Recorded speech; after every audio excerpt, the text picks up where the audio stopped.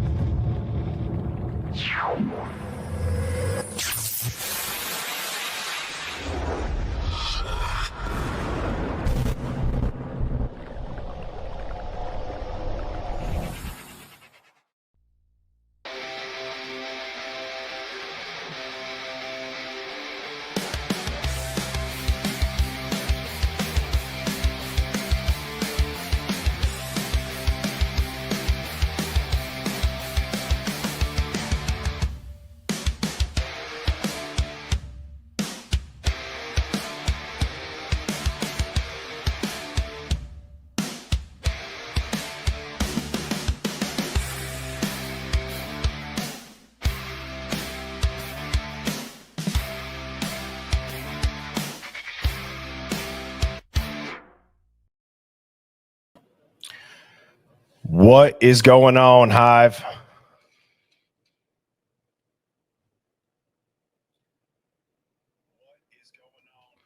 Man, I am so happy to be back. I think the last stream was Tuesday night. Then I uploaded a video Wednesday. Was out of town for a couple days. But man, tonight's stream is going to be awesome. So I got a lot of stuff prepped. I got a lot of Hive Minds. And yeah, it's going to be great. So what is Gucci, my Louie, is exactly right, Lori. I missed you guys too, Aurora. I am happy to be back, Kim. And man, this is great. I got a couple quick announcements, but those can wait for now. I want to say what's up. I genuinely feel like I've missed my friends. Not trying to sound like a cornball. I love this chat. I love the Hive. And yeah, so I'm stoked. I'm stoked. It's Friday night. I hope everybody had a great week. Today is June 6th, 2025. We're going to be talking about the Idaho 4 case. And I have what I would deem a new theory that I'm going to be sharing with you all. I should rephrase that. It's a more structured, formalized theory that was a working theory on some of the past streams. So I am excited about that. So with that being said, I want to say what's up to everybody. I see Sharon's name, 1111, make a wish. I don't know if it's 1111 by you, but still make a wish because of your username. That's great. Phoenix is here, everybody. Phoenix is in the house. And Phoenix, the referral link is coming in the chat right now. So, all right, Sandra's here, Debbie's here, Beck is here, Kimberly, Festive 109, Divine Kate, Smixon, love that. Moto Man, Bonnie, Jojo, Christina, what's up? K Cam says Birdman. Yes, she is. And here is Miss Phoenix Talks. What's up, Phoenix? What's Gucci, my Louie? I got no audio for you. All right. Well, while Phoenix figures that out, it shows me, Phoenix, that you're on mute.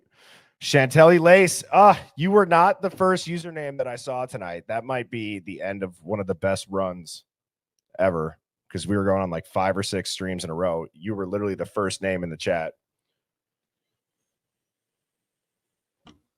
Okay, can you hear me now? Loud and clear. Fan freaking Friday-tastic. I'm hyped for tonight, Phoenix. I don't know if you heard the intro, but I got a new working theory for everybody that awesome. It explains everything. I had some time to go pretty deep on the Hive Mind finds, so I am excited for everybody to see what the chat has found. While I did miss being away, it did let me go through a lot of the emails that I got. And so pretty much what I'm trying to say is just buckle up. It's going to be a great Friday night live stream. And so, Phoenix, I hope you had a great week. I hope you're ready for a great stream, because I am very excited to hear your thoughts on what I have put together tonight. Well, I just want to say, hey, chat. Thank you all for reaching out. You guys were so thirsty for us, and I'm so glad we're here tonight. So let's see what Birdie's got for us.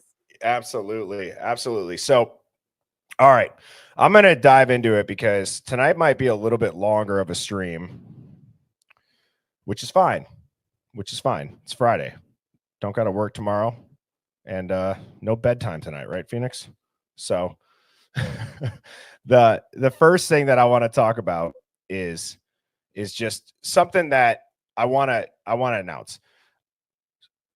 We had a pretty good amount of people sign up for the membership for the Flight Club.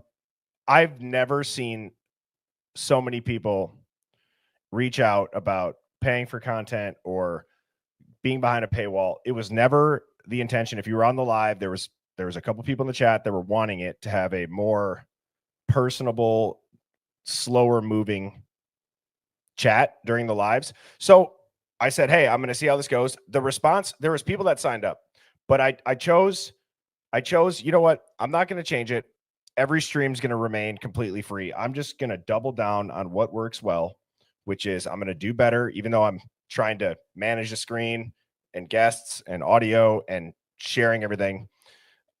I'm going to double down on what works. I'm going to do a better job at focusing on the chat with StreamYard. It makes it much easier for me to pin comments up.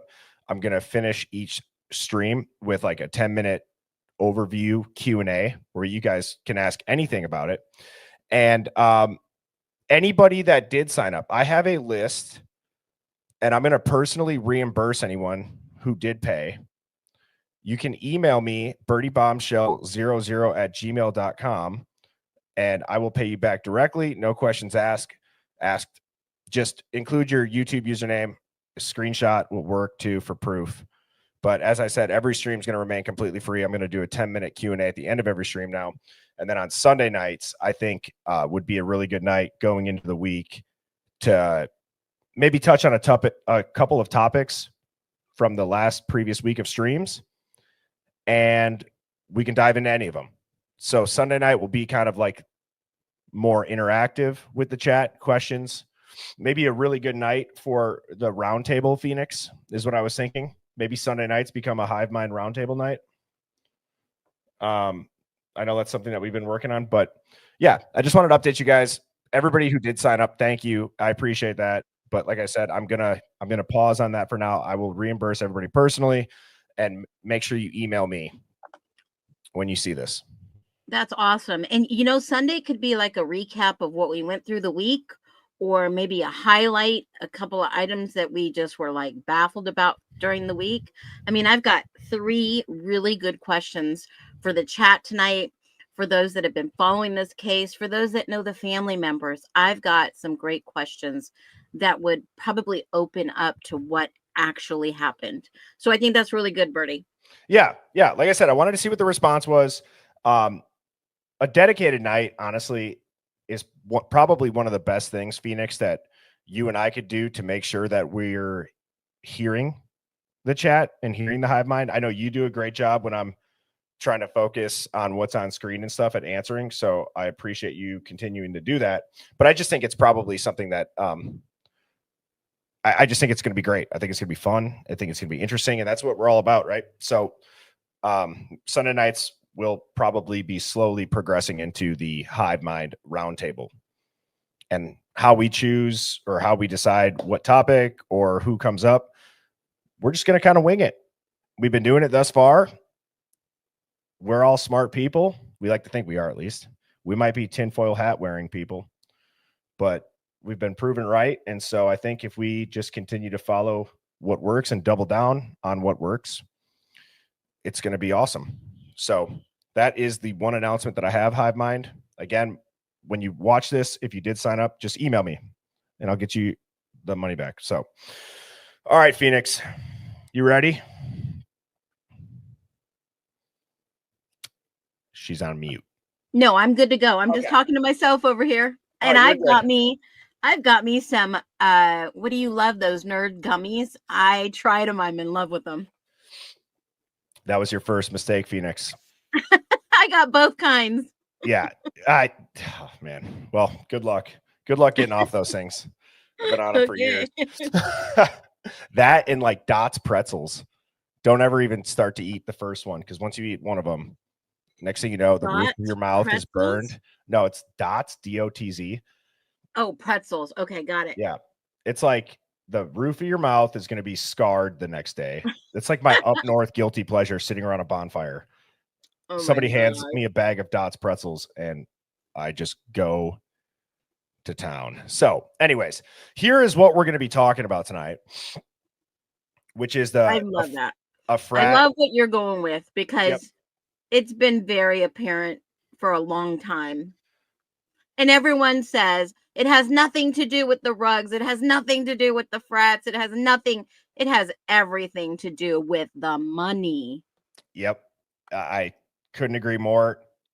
My light bulb moment when I was out of town, I was talking to a couple of my coworkers, and they'd seen the stream and they were like, well, what do you got coming up? And I said, well, I'm going to like kind of formalize a theory that's just been floated out in pretty much what, Phoenix, the last 12 streams. You know what I mean? Like, the frats always come up. The rugs always come up. A cover up, LE involved, always comes up. Well, here is a theory that you guys are going to see tonight that connects the dots on all of them. And thank you, Amanda, for the super chat. That's awesome. I appreciate that. So before I dive into this, I want to go through some Hive Mind finds. Now, this first one, Phoenix, you had brought this up. Somebody emailed me right after that stream. It is the police report where somebody was like hitchhiking and laid out exactly what happened in Idaho. They clearly took this tip from the county sheriff's office serious enough. They made a report. They got their name and it was filed. Somebody sent me the screenshot of it. Now, it is redacted with names. I didn't do that. That's how the screenshot came. But I believe anytime that I've seen this, it's looked like this. Would you agree if this is ringing any bells for you, Phoenix? Yeah, absolutely. And it was one of the key points that I thought, this is interesting. It is interesting. So I'm going to go ahead. I'm going to read this. Okay. So now this is a field interview is what it's called, from the county sheriff's office. Again, it's all redacted, but this is November 22nd of 2022. So this is 8 days after the murders in Idaho. And it reads, on November 22nd, 2022 at 1:30 p.m., redacted, entered the redacted county courthouse wearing blue jeans and a gray sweatshirt, carrying a black backpack and a sleeping bag. Mr. Redacted requested to speak with a deputy to make a trip regarding a homicide. I, Deputy Redacted, advised him that he could report the tip directly to the sheriff's office by contacting Crime Stoppers or Communications. Mr. Redacted stated that he did not have a phone and was walking because he just quote unquote hitched rides down here this week from Idaho, end quote. I asked Mr. Redacted where the crime occurred, and he stated Moscow, Idaho, where all those kids were killed.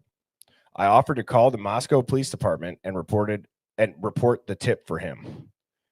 Mr. Redacted provided me with a valid Idaho driver's license, number redacted, Mr. Redacted, provided the date of birth, September redacted, which matched the date of birth on his license. I called Redacted Communications and had them check Mr. Redacted for warrants to verify the information he had provided to me. Mr. Redacted did not have any active warrants. I asked Mr. Redacted what he believed happened. Mr. Redacted stated, I know who killed those 4 kids. They're going to try and pin it on me.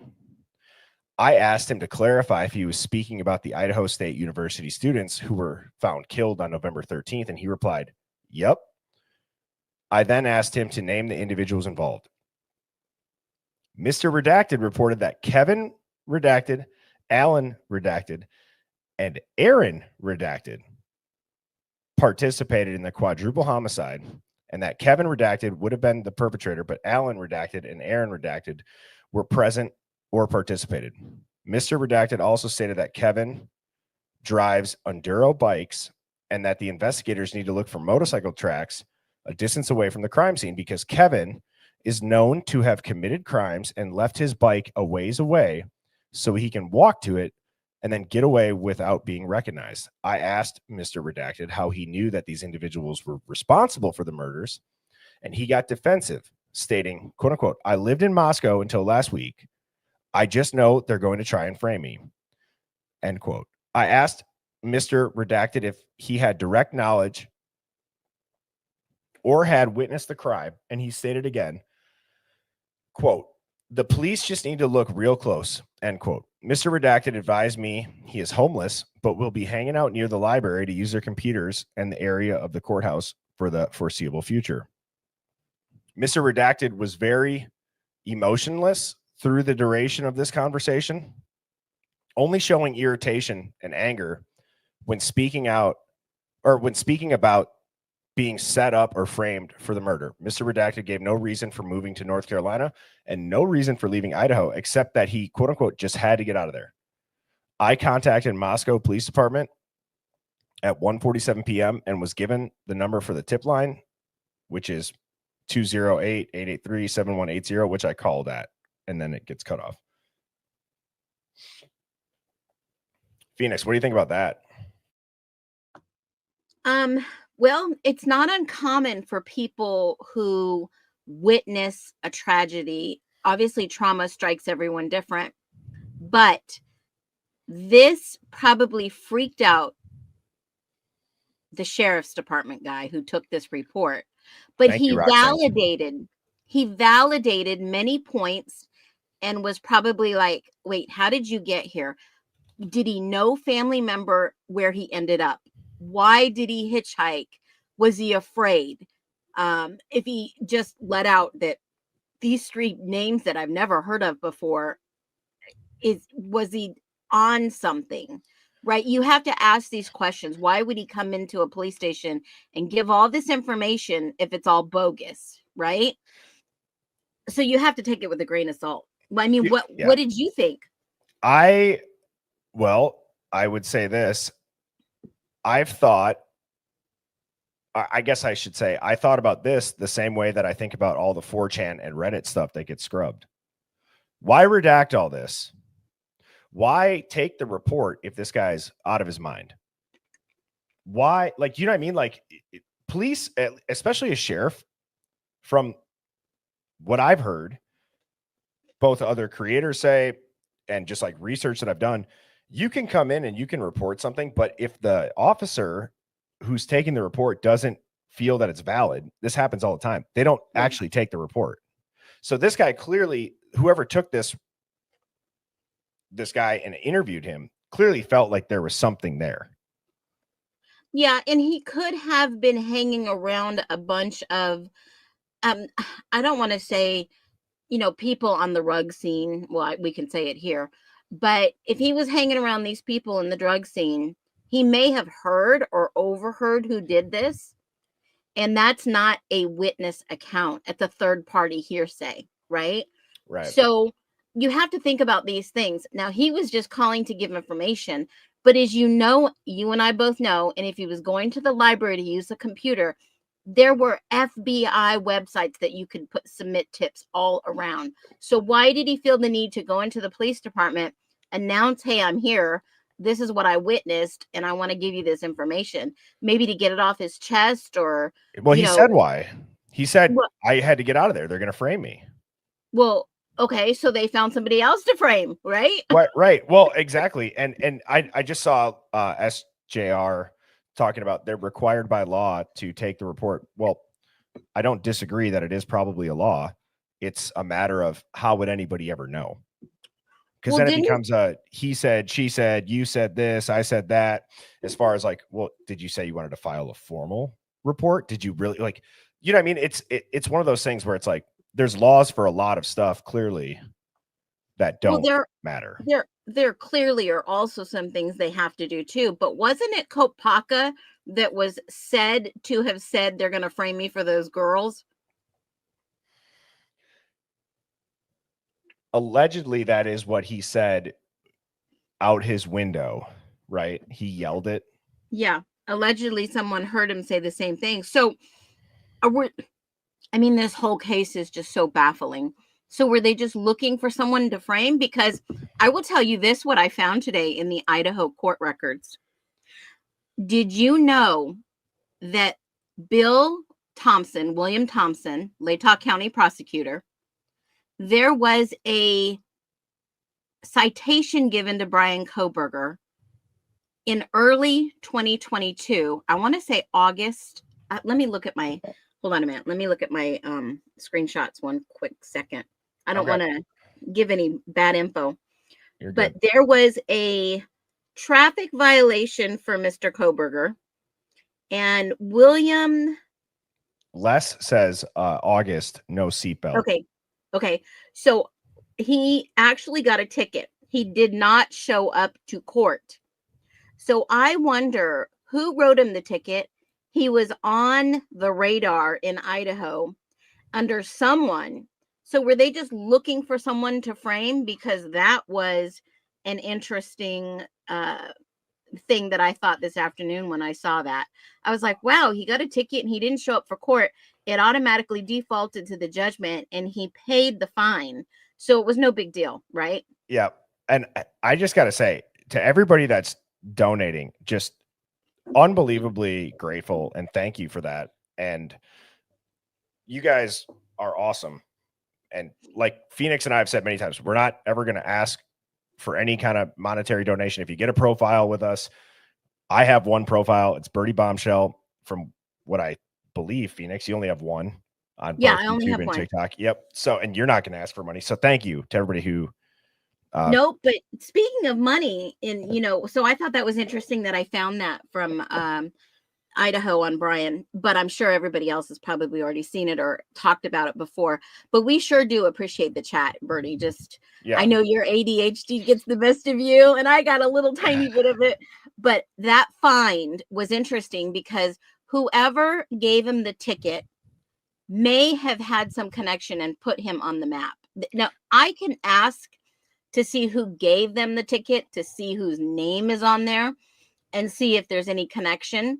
Because when I saw that, I was like, that put him on the map somewhere. Someone knew his name. And, when you talk about, he paid the fine. Okay, money. I have seen some crazy stuff go on in this case, especially the GoFundMes. And I know you wanted to go ahead and do the Hive Mind fines. So remind me to talk about that. Okay, I will. And I was just going to say that how you were asking, like, oh, they looked for somebody else to be framed. I think that the theory, which again, it's just a theory, might explain. So moving on, here is the next Hive Mind find. This is another interesting. Oops. Yep. Okay. So here we go. All right. City of Moscow Police Department. I don't have the exact date, but I believe it was they might actually say it was in 2024. So this afternoon we had, go ahead. Oh God, Bertie, go back one real quick. Yep. What was the names in there? It's all redacted. Well, the names as far as like Kevin, Alan. Yeah, you got Kevin, Alan, and Aaron. Yep. I actually screenshotted that because I wanted to put it into ChatGPT and just Kevin, say, Alan, hey, and Aaron. show me the names behind the Could redacted squares. Alan possibly be Allison Couch's brother? His middle name is Alan. Maybe. Could be. I don't know. I mean, that's one of those things where, you know, whenever I put the Hive Mind finds up, this is actually coming up here in 2 slides. I had one that I couldn't stop digging into, and I actually built a theory off of it, and it's with court documents. I don't know. Okay. So here, this is not the one right here, but this is from 2024. City of Moscow Police Department. This afternoon, we had the great honor of recognizing our 2 forensic detectives, Detective Lawrence Mowry and Detective Andrew Fox, for their invaluable work in digital forensics. Network intrusion forensic analyst Neil Ehrig presented Detective Mowry and Detective Fox each with quote unquote certificates of excellence from the U.S. Secret Service Spokane resident office. In 2024, Detective Fox performed the highest volume of data analysis among all the National Computer Forensics Institute graduates in northern Idaho, eastern Washington, and western Montana. He examined 58.96 terabytes of data. Detective Mowry followed up with the second most amount of data and analyzed at 31.95 terabytes. Both have established themselves as experts in all things cyber related for our region. Often, our detectives are called upon by outside agencies for their expertise. We are proud to have detectives who perform at such a high level and remain consistent in their dedication to solving cyber crimes. Congratulations, Detective Fox and Detective Mowry. These awards are well deserved. Now, the things that stuck out to me, U.S. Secret Service and the amount of data that these 2 are doing. Terabytes is 1 terabyte is a crap ton. It's a ton. To do 58 and then 31, both from the City of Moscow Police Department. Chat. Come on. What does that say?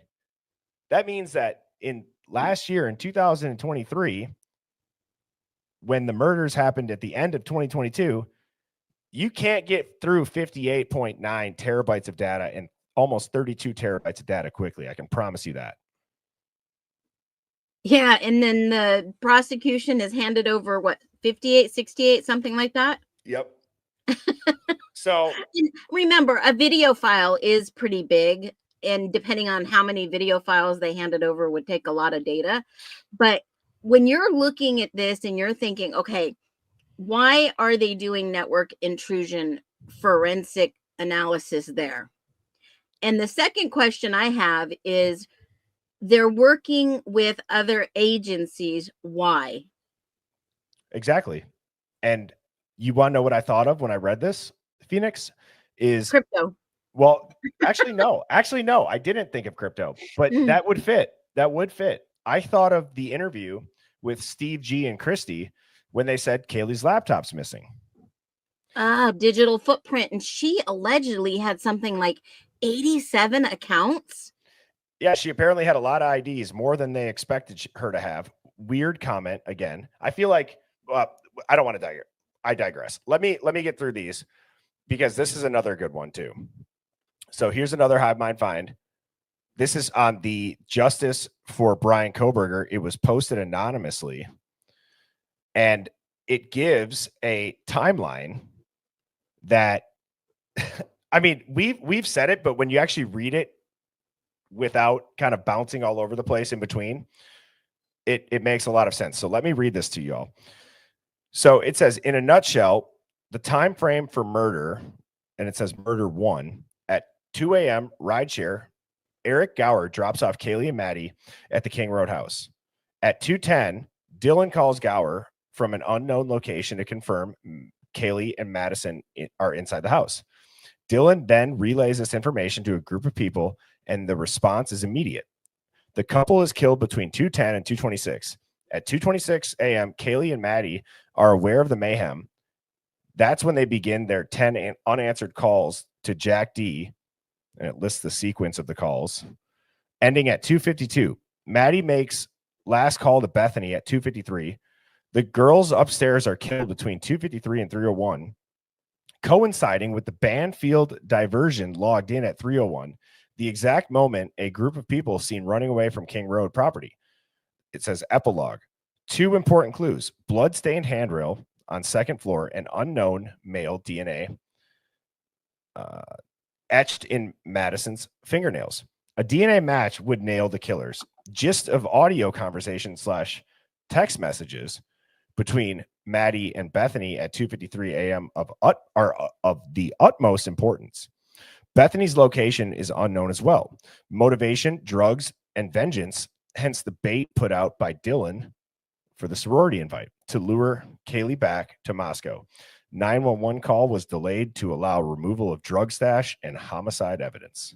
Now, Wow. that is pretty well said and written. It's hard with how much is going on in this case to really kind of narrow in, like whoever wrote this did.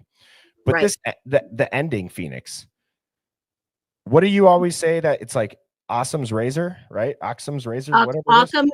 Occam, OCCU. Occam's razor is the answer, is the most simplest explanation. So, like I've always said with the timeline, that fits the timeline, except for, allegedly Dylan and Bethany left to go get something to eat and was gone. And then they went somewhere else after. So, I mean, I don't even know if they were really there and witnessed everything. Yeah. So, I mean, the most simplest answer fits that, yes, this had something to do with rugs. Now, if allegedly Kaylee had an OnlyFans or was doing I'm gonna get something, into that. that's not illegal, guys. It's not technically illegal. You can have an OnlyFans, you can have money. That's just capitalism right there. I'm just gonna throw that out there. Well, I will say this. I'm gonna get into that. And Okay. to your point, it's not illegal. And you're right. You call it capitalism. It's like, get your money, sis, right? Like that's what everybody says. But how could that be nefariously used against her? And that was a rhetorical question. Well, because I mean, if you think about it, you can invite some really dangerous people into your life that way. Blackmail. And exactly, that is the number one that comes across my mind, other than serious danger or running around with the wrong crowd. But if she's got to get her bag and get her car and get the job and get out of town, why did she even come back? If she knew, like I said, there was an incident in October, was it only a skinned dog left at that residence, but there was some other animal. There was more than one. I don't know if it was a rabbit or something else.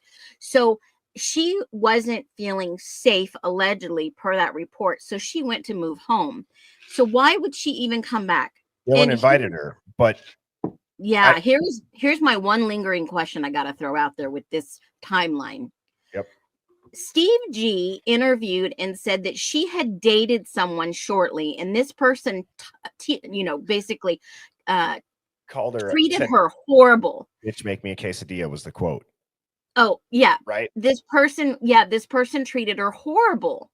And that she said, Steve G did say, allegedly, that Kaylee said that she would never find someone who treated her well as Jack did. And when that one quote stuck in my mind, I want to know who she dated for that short amount of time. It is weird they don't say that. It is very weird. And you know what? I think here's where I'm going to cap this conversation at, because again, we're going to talk about it after I get through the Hive Mind finds. But okay. I think OnlyFans has become a generalized name. It's been an umbrella thing, right? OnlyFans is what would be the word that I'm looking for? Like it's formalized. It's a platform. Okay. I think that we've used that term as an umbrella term, and it encompassed a version of maybe some of that same potential stuff, just not as formalized, way more sketchy. I Yeah, think it's potentially where the snuff film rumors came from. And I have a deep dive kind of on that at the end here. it could or it couldn't be, but it's more like self-exploitation, right? Exploitation. Yeah. So when you hear OnlyFans, it's like in the old days when you heard Madison Reed, right? I mean, it's the same context that you're thinking, oh my God, were they sugar babies? Did they have sugar daddies?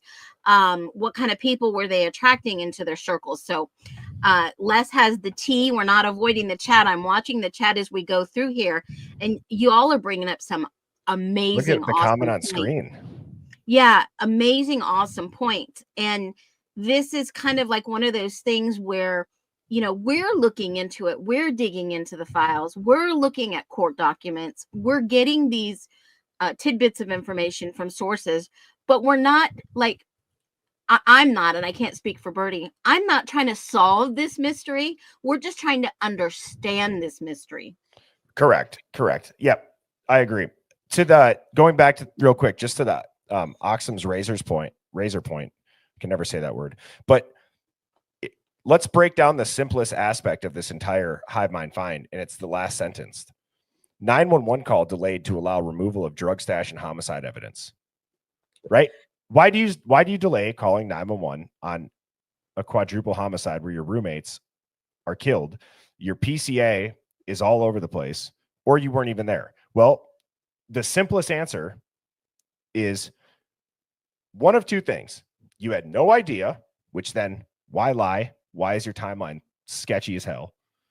Or two, it's exactly what this says. You delayed the call to remove some sort of drug stash, money, homicide evidence.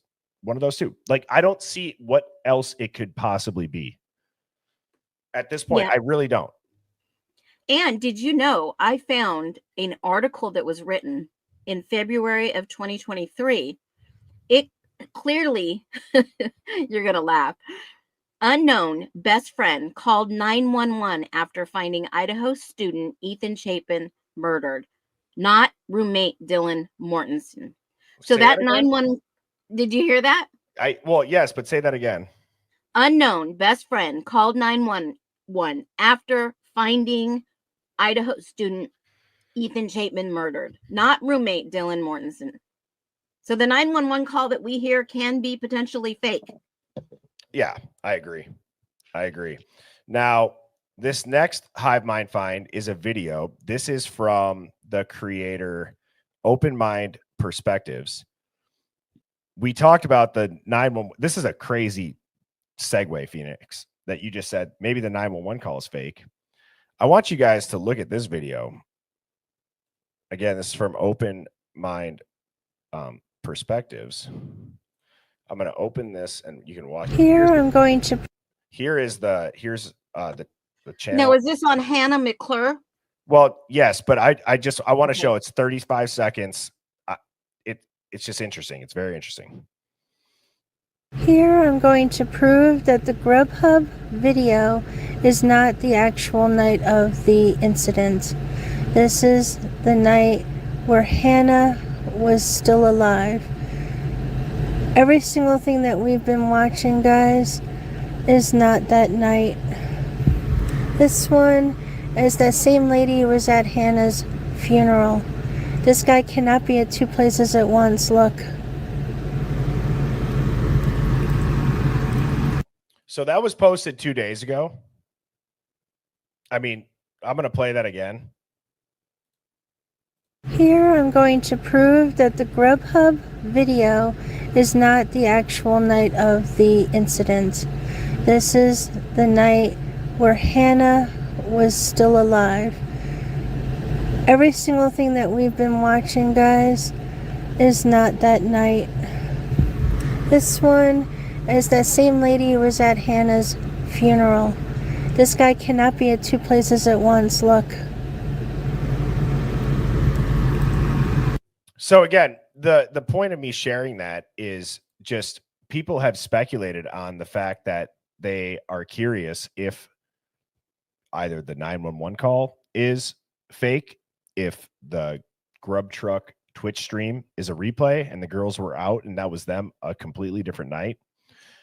hence maybe why Joe has to go and cover it. Maybe he's in on it for the sketchy behavior. He's really innocent, and he's trying to come up with, hey, I know that this is not from that same night. Now, who knows? Who knows? It's not meant to spread misinformation, but nobody knows. And if you don't think that somebody could redate a Twitch stream or say at least it's a different date or overlay 911 audio calls, if you can't wrap your head around that technology existing, I don't know how to, I guess, explain it any differently other than it's very possible. It's been very possible.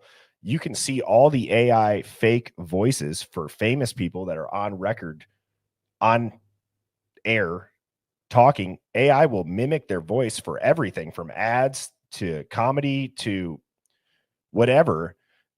I don't think that editing a Twitch stream or a 911 call, which, by the way, Mama Tata put out when she was on my live on TikTok a couple weeks ago, saying that 911 operator is the most monotoned AI sounding voice ever. And as soon as she said that, it clicked for me. That is a real possibility.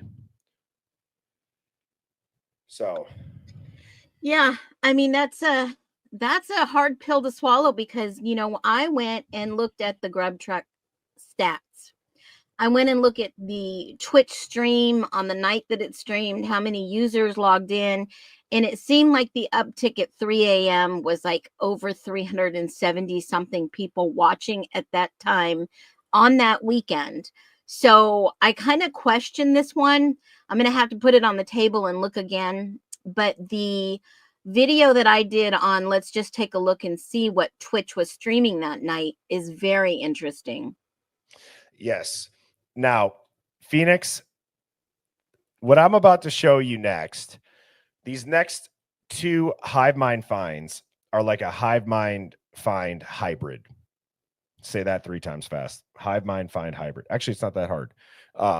But have you seen this yet, Phoenix? I'm the one that found it last night. Were you the one that sent me this? No, I didn't send it to you, but I did make a video last night. It was about 10:30 my time when I just maybe happened somebody to saw look. yours and they sent me it then. I happened to look at the Washington courts because last week after hearing, I thought, what if Brian begins to start suing people that have defamed him or slandered him or put a lawsuit against the college or the police department? So I've been watching, Washington. I've been watching Idaho. I have been, because they're charging him in Idaho because the crime happened in Idaho. However, he was living in Pullman, which is Whitman County. And I've been watching lawsuits being filed and looking at blotters all over, especially with the police that were attached to this in Washington. So I found this and I thought, this is suspicious because I put out a video. Are they lawsuits or are they summons? And usually a summons will go out for you to appear in court. It becomes an order of law. And if you do not appear in court because you are being subpoenaed to come to court, a summons, then if you don't show up and you have pertinent information, or you don't have a good reason why you didn't attend trial, then it could potentially lead to a lawsuit because you weren't at a specific place and time. So that's a civil right everyone has, especially if people are reluctant to come to court, because typically an attorney will call you, you'll give your background, they'll ask a few questions, and then they'll ask you, will you be a witness in court? And those who cooperate say, yeah, I don't have a problem. But sometimes it leads into a summons like these. Sorry, I got hiccups. And it leads into a summons or a subpoena-like document, which is a legal document. So, but the one that I found very interesting was filed on May 28th. And that looks like a real lawsuit, but it doesn't give me any details. So typically when you see this, you have to contact the court, pay $1 or $2 to find out what the document is. But I don't know if they're going to give these documents out just yet. But each and every individual document, if you reference those in the Odyssey files, it shows the initials of those who were subpoenaed or summoned to come to court. Some of those are the DoorDash driver with the initials of MM. Some are saying it's allegedly Matthew Moyer, who lived around the corner from the house. Some of Brian Koberger's WSU contacts, in a couple of handful of other people. But this is pretty interesting, which makes me think two things are happening at the same time right now. And that is, one, the hearing on the 18th is about a delay in trial. So this may be a sign of the future that if they're on track to go to trial, they are putting out these subpoenas ahead of time so people know where they need to be in August. And it gives them plenty of time. But if it's delayed, this is on the court record that they have tried to reach these people and that it gives them more time. So we'll find out on the 18th if this is going to go on as planned. Yeah, well said. Well said. I gave 3 possibilities here of what I think it could be after doing some research. So this was kind of what I was super excited to talk about here as far as for the Hive Mind finds. So I think possibility A is that Koberger is trying to subpoena a witness, records, or third parties from Washington for use in his Idaho trial. The motion to quote unquote direct attendance in an Idaho district court strongly suggests he is attempting to compel someone from Washington to appear or produce evidence. Correct. The second possibility is that Koberger is contesting evidence collection that occurred in Washington, possibly targeting how data was obtained from his apartment, his devices, his car, school accounts, any internet providers like the WSU. It says dorm Wi-Fi. I should have said like apartment Wi-Fi. If it's like one of those ones when you move in, you have to use that provider, and technically the feds would go to the landlord instead of the actual tenant in that certain unit. I said it may be a preemptive strike against illegal search and seizure arguments tied to his digital footprint, possibly challenging how investigators got click history or if they altered any digital records. And then the last possibility that I said is Koberger or his legal team is trying to expose or flip someone, which I think kind of lines up with what you said and what a lot of the Hive Mind said with they're summoning somebody, meaning that a witness or an associate who was in Washington but connected to the Idaho case, this could include someone who planted evidence, which would be nuts, someone who knows who really owned the K-bar, or someone in LE or WSU involved in improper collaboration. And I continue on to this next slide with this, which is crazy. Mm-hmm. Yeah. This is crazy. May 1st, it's another filed case. Whoops. It lists out Bethany Grace Funk, everybody. Yes. And Scott Friedman. Scott Friedman. Yeah. Uh-huh. So here's the interesting thing. I've always said the only one that I looked at seriously from the remaining roommates, surviving roommates, victims, was Bethany, because of the federal connections, because of who her alleged uncles are, and what possible motive did they have to, have this happen. So when you look at all these things and you're confused about why is she being called, because she's not just a survivor. She may be a witness, because didn't I say weeks ago from the text that they released, she initiated, Madison Mogen tried to call her. She initiated this with Dylan. So either she has some serious information or they are trying to compel her to come to court, because remember, they already had the subpoena quashed for her to come from Nevada. Right. Well, that's what I talk about. So that's another good segue.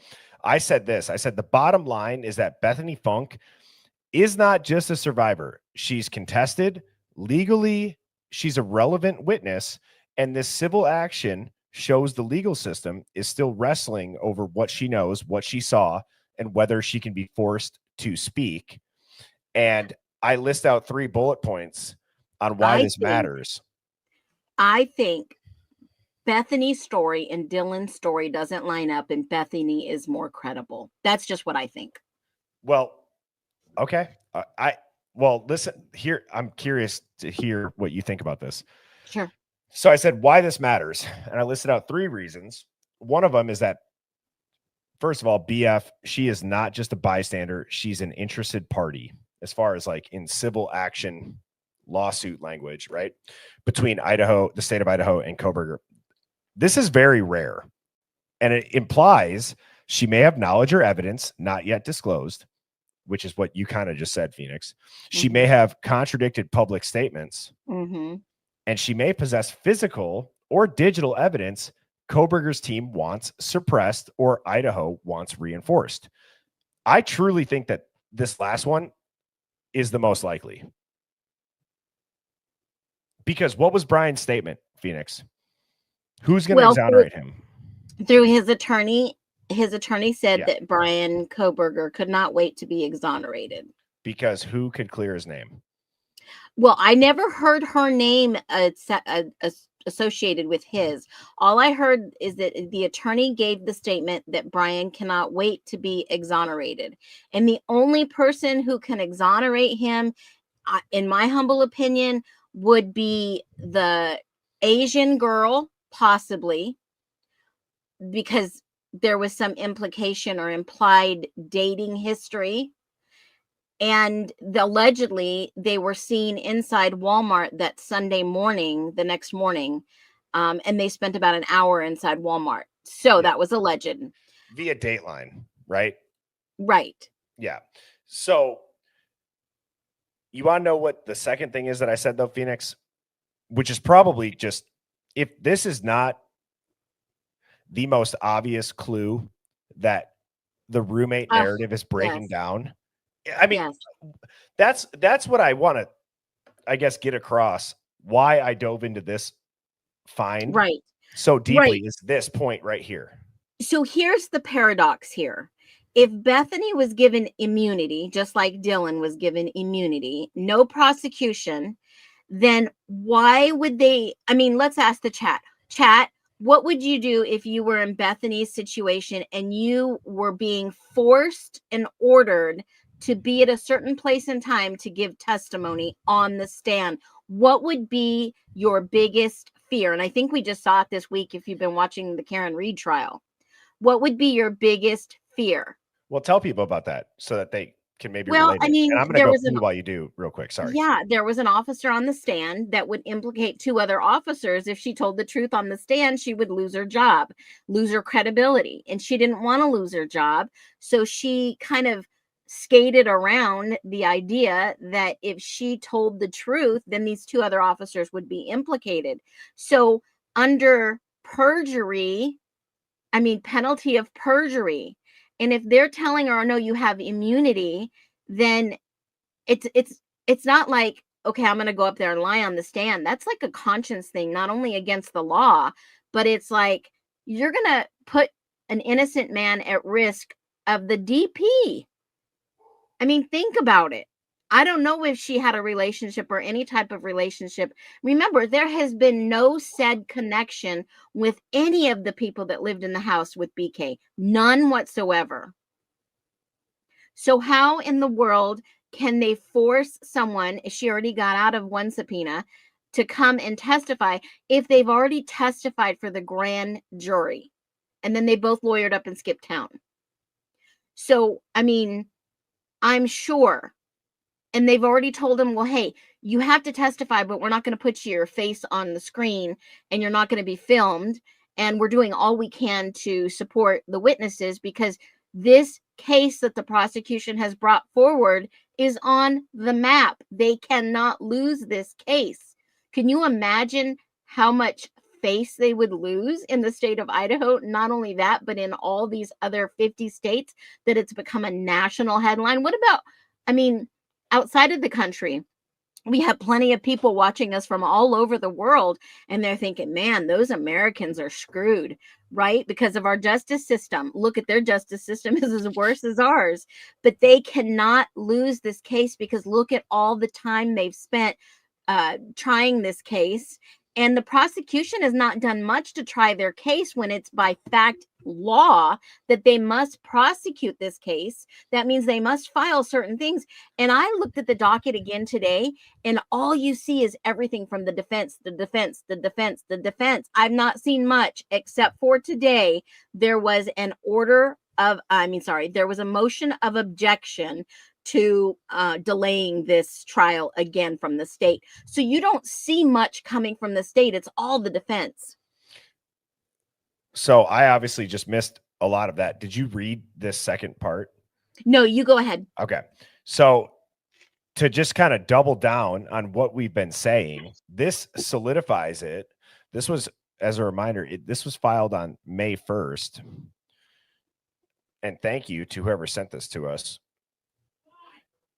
It is a huge clue. Oops. It's a direct clue that the roommate narrative is breaking down. If Idaho's own court system is filing motions across state lines to secure a witness, it suggests they don't trust voluntary compliance. I love the word voluntary in this situation, Phoenix, because it's also going to suggest that her testimony contradicts other survivors, which is exactly what you said, or even conflicts with elements of the prosecution narrative. What other motivation would there be for this? It has to be that. It doesn't make any sense at this point, I believe, in a pre-trial or going into a trial, unless it's exactly what this bullet point says. Right. And also, like I said, she's going to be forced into this, but the scariest part is when you get to court and you're ordered to go to court and you don't go to court, you could face issues, obviously legal issues, especially if you have evidence or knowledge, firsthand knowledge that could change the outcome of somebody being charged with the death penalty. Yep. And if you get on the stand and you commit, like I've already said, I explained to the chat that, when you get to court, you don't have the opportunity to plead the fifth. You are coming as a witness. You are subpoenaed. You were ordered to bring your knowledge, bring, evidence, or bring your brain knowledge, whatever you witnessed. And if you get up there on the stand and you've already been given immunity, the state wants to prosecute this Right. case. Right. They want that information you have. But then it's a struggle between conscience. Am I going to tell the truth? Will I be looked at, or if my statement looks much different than Dylan's? And this is where it gets me that the judge ruled that all the witnesses can stay inside the courtroom. They have access to watch other people's testimony, which gives you the ability to change your testimony, which I think is totally wrong. Usually they clear out the whole courtroom if you are going to be a witness, and you sit outside the courtroom and you wait your turn, and they call in witnesses one by one, so you cannot corroborate your testimony, so that the jury can see, oh, well, somebody's not telling the truth here. Which one has more integrity? Which one is telling the most truth? Because once you get up on stand, you are under penalty of perjury. Well, exactly. And look at what a lot of people in the chat are talking about immunity. The Nevada address, it gives her like legal distance, is I guess the only way that I would know how to say it, right? Right, it is. The Yeah. jurisdiction. Yeah. Right. So this is why in Washoe, however you want to say it, and not Idaho, her legal team may still fight this. But the fact that Idaho is pressing this issue in 2025, it tells us all of these bullet points. It's not settled. Her involvement matters. And there may be holes in what she told police versus what she knows. I can't think of any other reason. Can you? No, I think she has information that's being withheld. Yes. And by her, lawyering up and moving out of state, if she has something to hide, that was a smart move. But, eventually she's going to have to come and testify by law. And this is just a courtesy to say, hey, we're going to subpoena you. You need to come. Or, maybe there will be a possible civil lawsuit. So, and I just want to say too, Jason says that we are focused on clearing Brian and that we have tunnel vision. I would be curious, Jason, if you've ever tuned into the Hive Mind, you would know that this is the least tunnel visioned chat ever. I'm not sure if what the context, I guess, is that if you were replying to somebody. We've gone through every and any angle and lens. We've even gone through angles that Brian is involved. So I don't mean to call anybody out or try to like make them feel stupid. I want to make sure that that is known, that tonight's stream is looking into this, right? Phoenix, like last week's stream, next week's stream, we could be like, how is Koberger involved? Connected. Yeah, exactly. We've done that. So, and that's a great point, Bertie. How is he connected if he knew and he was replying to somebody? That's why I said I didn't want to call him out without the context. But I just, either way, Jason, and thank you for tuning in. I was curious because whether or not that wasn't the context, that is something that gets said to us a lot. So, but it's true, right? Like, it is true. We've looked through every lens possible. So, and thank you for clarifying. I go back to these 3 bullet points. They're all very telling. Dylan and Bethany could end this nonsense tonight. They could. They really could. Yeah, I believe 1 or 2 of them hold the information needed to either clear Brian or clearly say he's guilty. Yeah. So, all right, Phoenix, that was the Hive Mind finds. Okay. Those were great. Those were really great. I want to talk about kind of what Phoenix and I have been leaning into a little bit, is this informant that we believe there was somebody who was an informant. Somebody. There were many people. Well, and so I believe that what set this domino effect into motion was that somebody in a frat that got hazed and ended up dying. It was what, Rush Week, correct? Yes, it was. Okay. It was like, well, it was what do they call that? Initiation. Yeah, yep. So I wasn't in Greek life. You guys can probably tell. But obviously I've learned enough about it. So knowing it like the back of my hand as if I did it, I don't know it like that. But from, kind of what we've researched and stuff, yes, it sounds like it was like initiation, hence the formals, the dances, the Brotherhood night, things like that. So, and even if not, there was a lot of tension in the fraternity. Yes, there was. And so I think that here's what we're going to dive into tonight. Was this death of Hudson that was an alleged hazing death by people in a fraternity at the University of Idaho, the domino that tipped and set this entire thing in motion?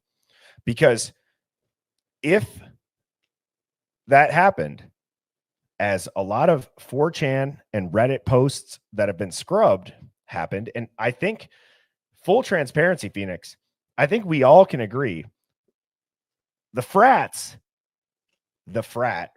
sorority, the Greek life, whatever you want to call it, has been at the forefront of rumors this entire time since day one. Yes, they have. And by rightly so, because of 7 or 8 unalivings prior to these 4. Yes. And so here is how, in my theory that I'm going to talk about tonight, and what I want the Hive and what I want you, Phoenix, let's kind of think through this, is, let's say that happens. Both Washington and Idaho have minimal reported incidents with Greek life, right? We've dug into that. We've dug into it from in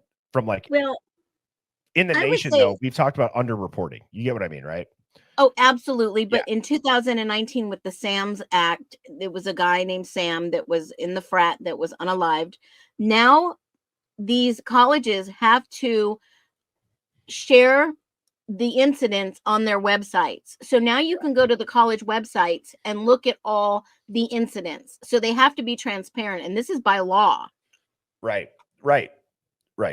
So, but let's say that let's get into the mindset of the 4chan leak about Hudson, the young man that was killed. Linlo. Yep, by being suspectedly waterboarded and then dumped in Paradise Creek by Jack S. New. It was like Adam L. Jack D. I'm going to go through it. Sorry. So I'm getting ahead of myself. But let's just say that happened. The incident is covered up due to fear of legal repercussions, not just by the students involved for the fear of obviously killing somebody and manslaughter, but it's covered up by the university and it's covered up by the local cops.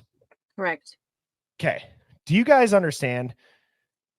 That might be the simplest yet most reasonable explanation for everything going on. Because what if that happening got the feds' attention? What if a part of the parallel federal investigations that were going on, Phoenix, stemmed from a rumored hazing accident?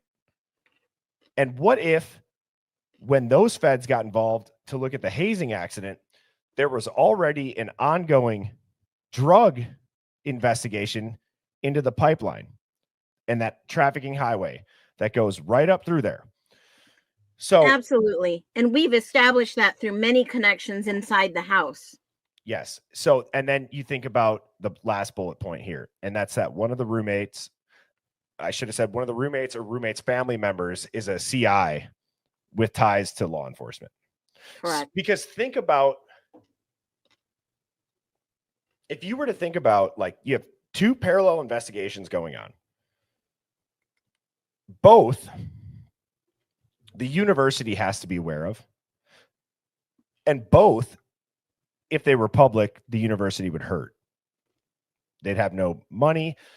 The tuition and enrollment rates would go down. That's probably the most explainable motive by who's powerful enough, who's connected to all of the accidents, and who could frame a narrative. Well, it's the university and the local law enforcement. Right. But what if the local law enforcement officers were in on this? Well, so this is kind of like this little, chart, whatever, right? So you got the frat hazing death cover up. The police investigated it, right? So that's what started it. Now, the frats know about it. The university knows about it. You have also confidential informants maybe in that fraternity that are a part of an ongoing federal investigation. So they don't want to report it. Maybe even the feds go, we can't have a spotlight on this fraternity because we are in the middle of running an operation with low-level flipped confidential informants for the cartel or the Aryan Brotherhood selling drugs on our campus. I mean, that would make sense. Why would they blow the lid on that? People's lives are at risk. Because they wanted to take down the middle guy. Yes. They had to take down the middle guy, JBJ, Jesse James Bailey. And they did take him down, obviously, with all the news reporting that had gone on there and the federal backing. And then they took down the main guy with the cartel that had some connections in this town.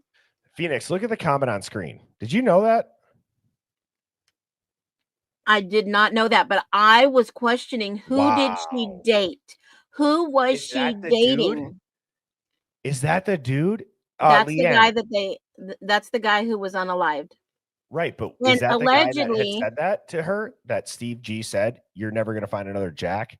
Because that's the dude that she just was like, I'm done. I'm never going to. Maybe. It could be. But, I mean, it was also alleged that she was dating a cop.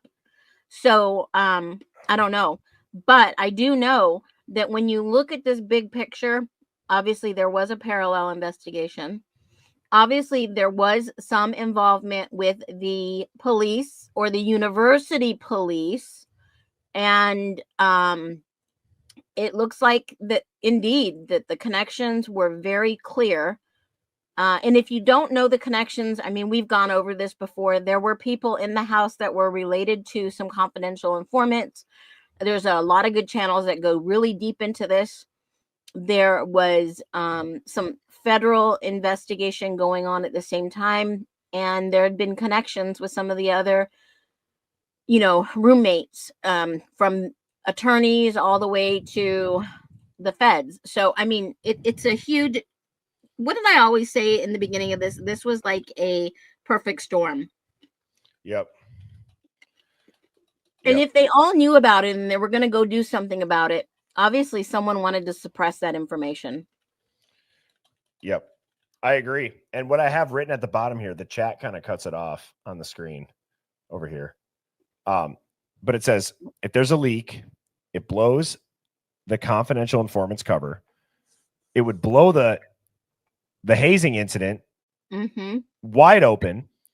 It's going to blow the frat involvement, both on the incident and if the CI, I'm not just talking for the King Roadhouse. I'm talking if there's a low-level CI in a frat. I hope everybody can wrap their heads around that would be probably relatively easy to do. And then, but what does that ultimately do? And I believe that this last part that you guys can't see, it says blow LE's complicity, however you say it. Which, by the way, whenever I stutter like that, I do have a lisp thing. Like I went to speech all through middle school, so don't make fun of me. What do you do? I had no idea. I would have never known. Yeah. So, well, whatever. I used to. It doesn't matter. So, long story short, I just have gummy clusters in my mouth. So, oh, you're good. You're good, Phoenix. You're good.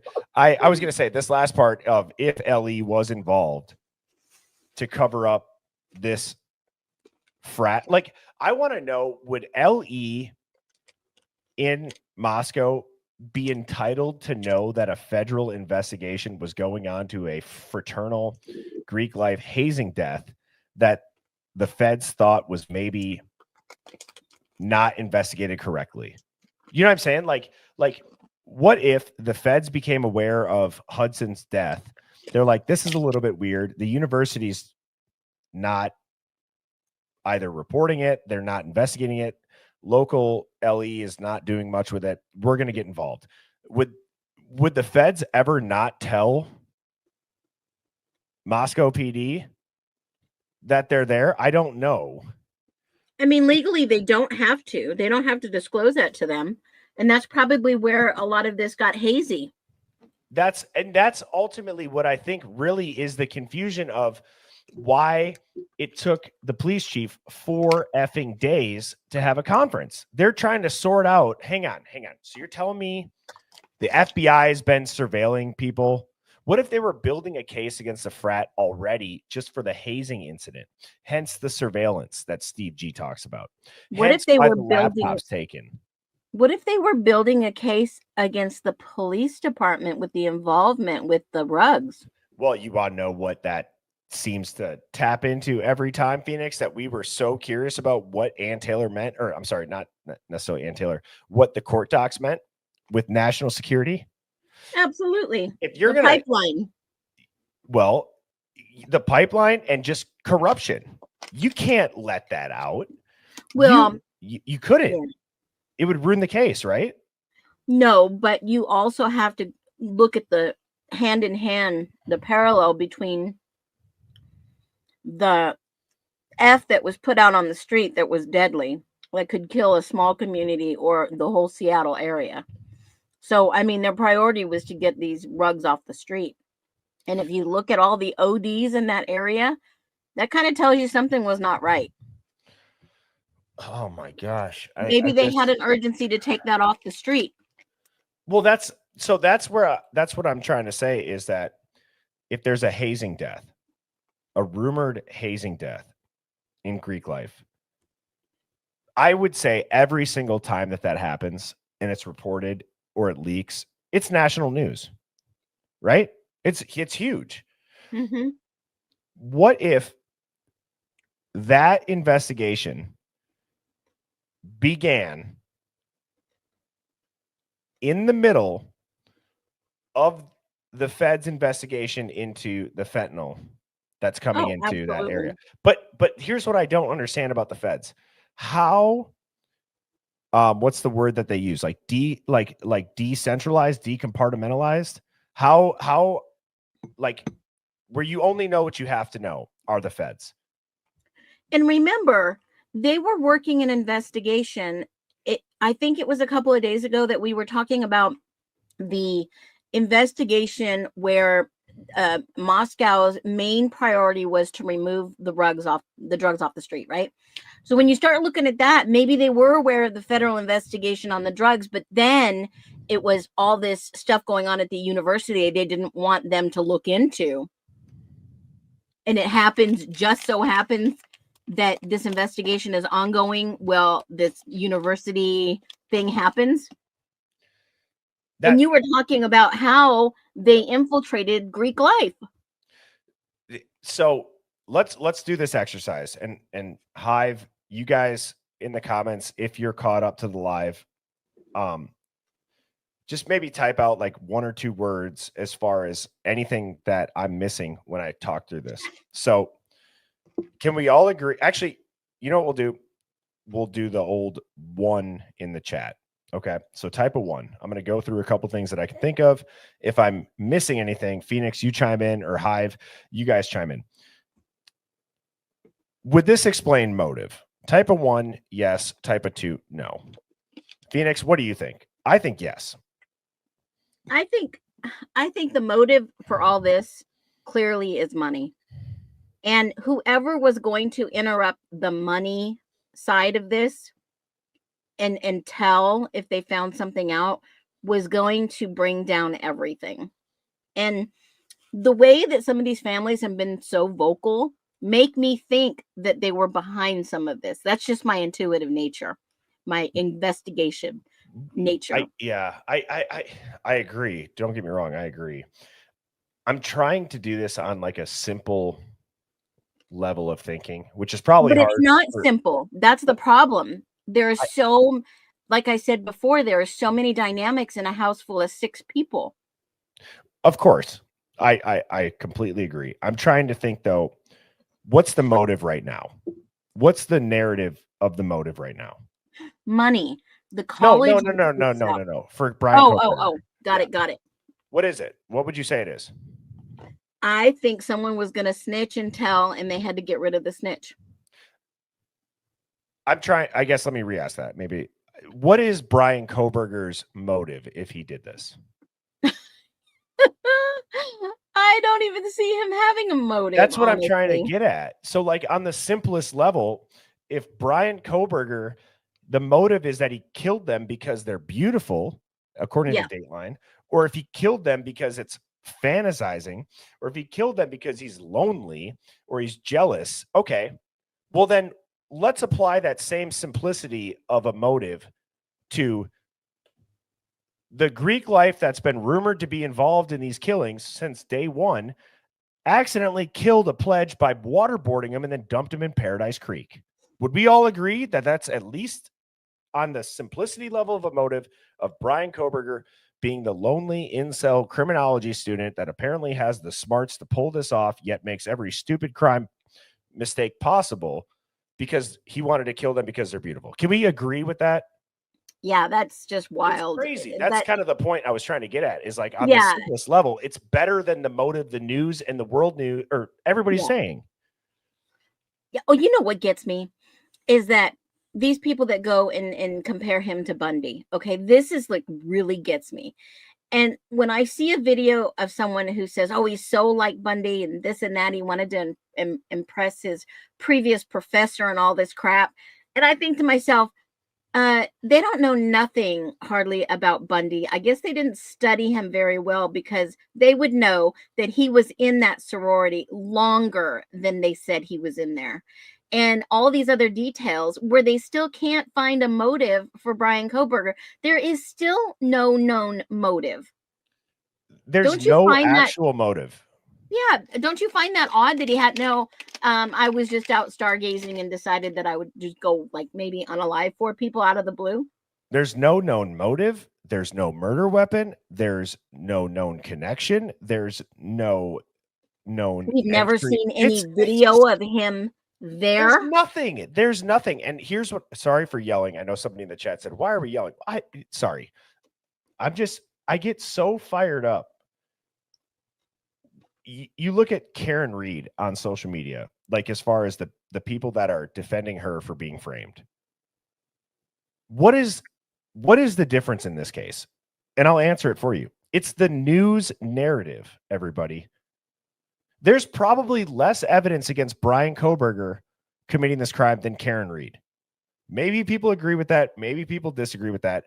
But you can't say on the most basic level, those cases are not very similar with law enforcement tampering of a narrative, of pointing a finger, of motive, and of, I would say that Karen Reed screaming at her boyfriend, calling him a pervert and all this stuff and admitting she drove off and flew away is more sus than Bryan Kohberger transferring and being a loner. I'm not saying that I disagree that Karen Reed is innocent. I'm not saying that. I'm trying to make a point about it's all about how the news presents it to the masses. Right. That's what I'm trying to get at. And you do know also, speaking of the university, they have lost out on the ability of the University of Phoenix buying them. They were in negotiations to buy them.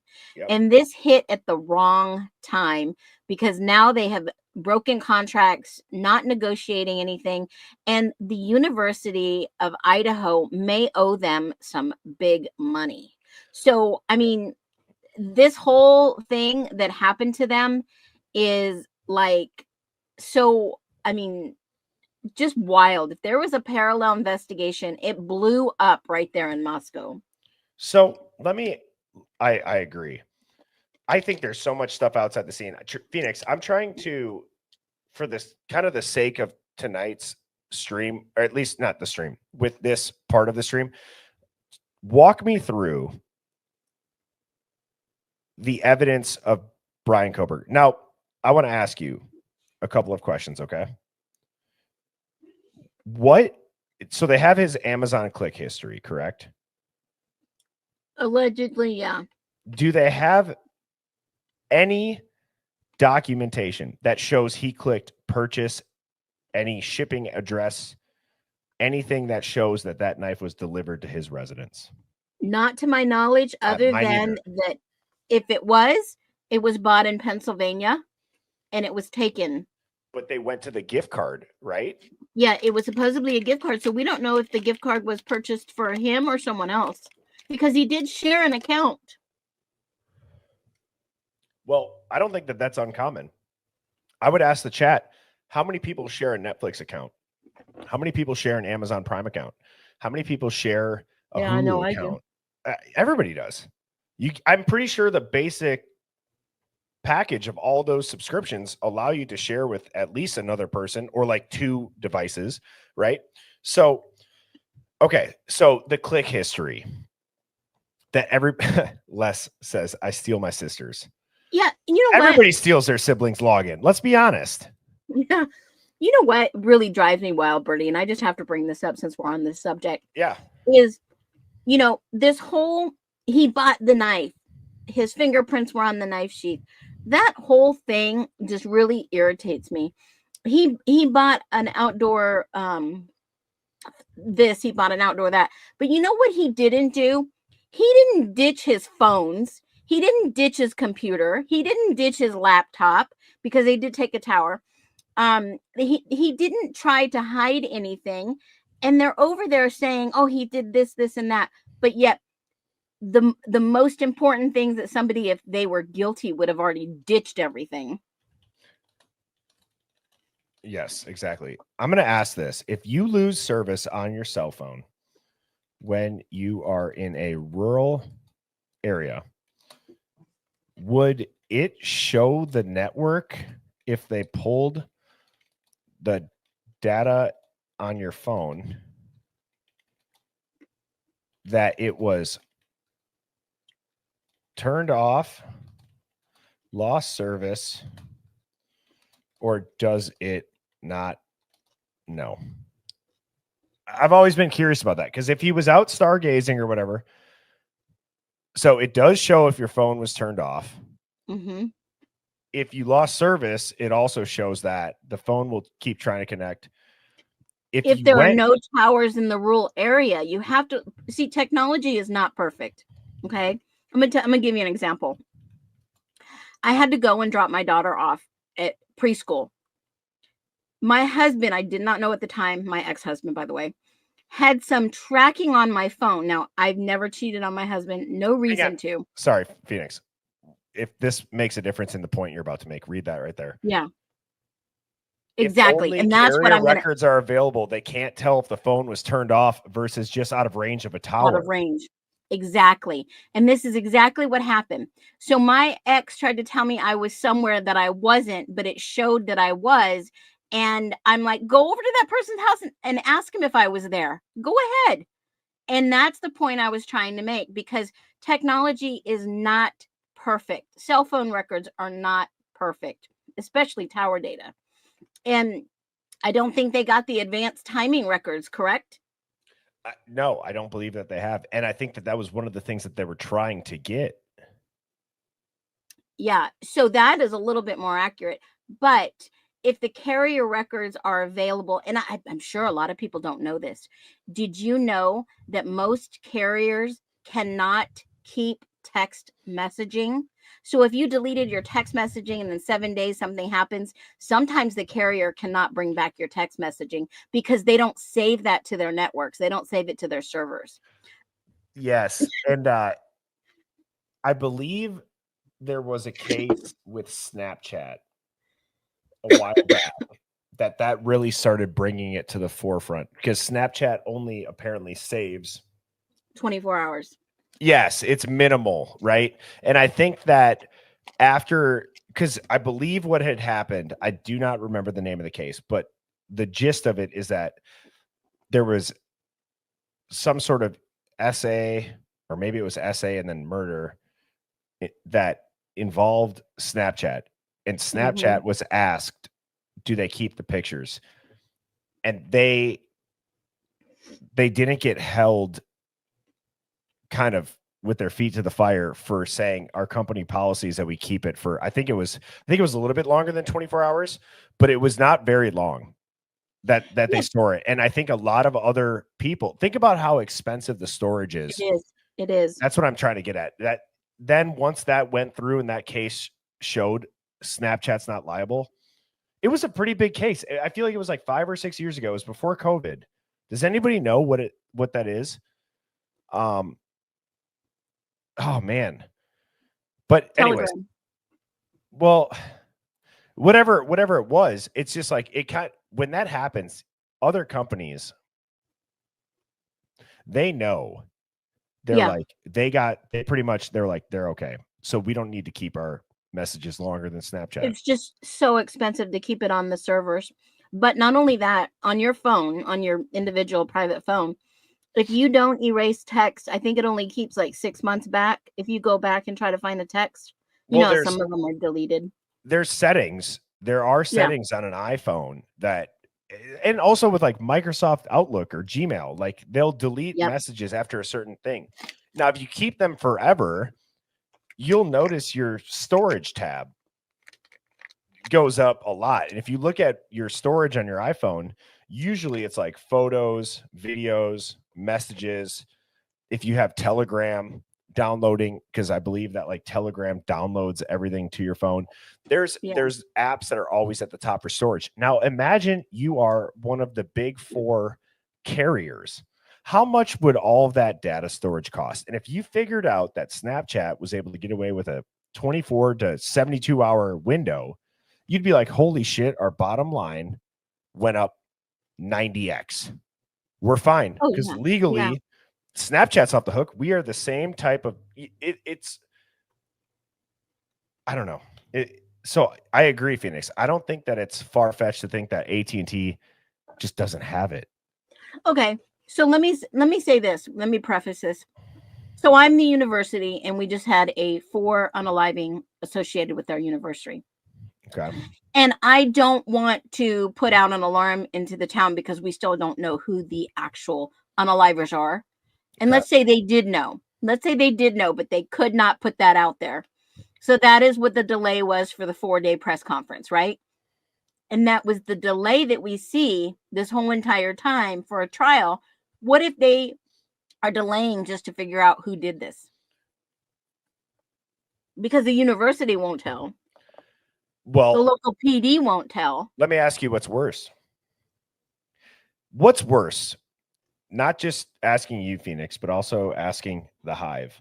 What do you guys think would be worse from, like, let's say you ran the FBI. What's worse? Not having somebody arrested or telling the truth? Let's say 30 days after the murders, because it was approximately about that, right? When Koberger was arrested, just a little bit more than a month. So what's worse? Telling the truth and saying that we have no idea, or what's safer? Mm-hmm. Saying there's no need for the public to be worried. I don't know. If I ran the FBI, I'm going to be honest.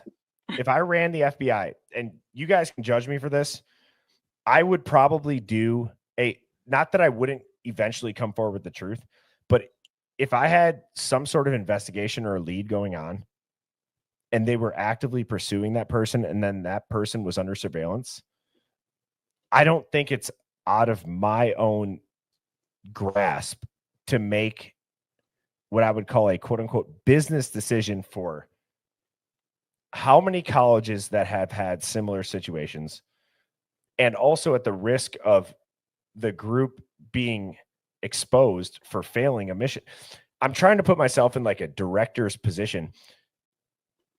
There's something that comes over everybody that gets promoted to a director's position. I'm not saying that I would actually do this. I'm just saying I could see a lot of people, including myself, say and feel the pressure to say, we have somebody.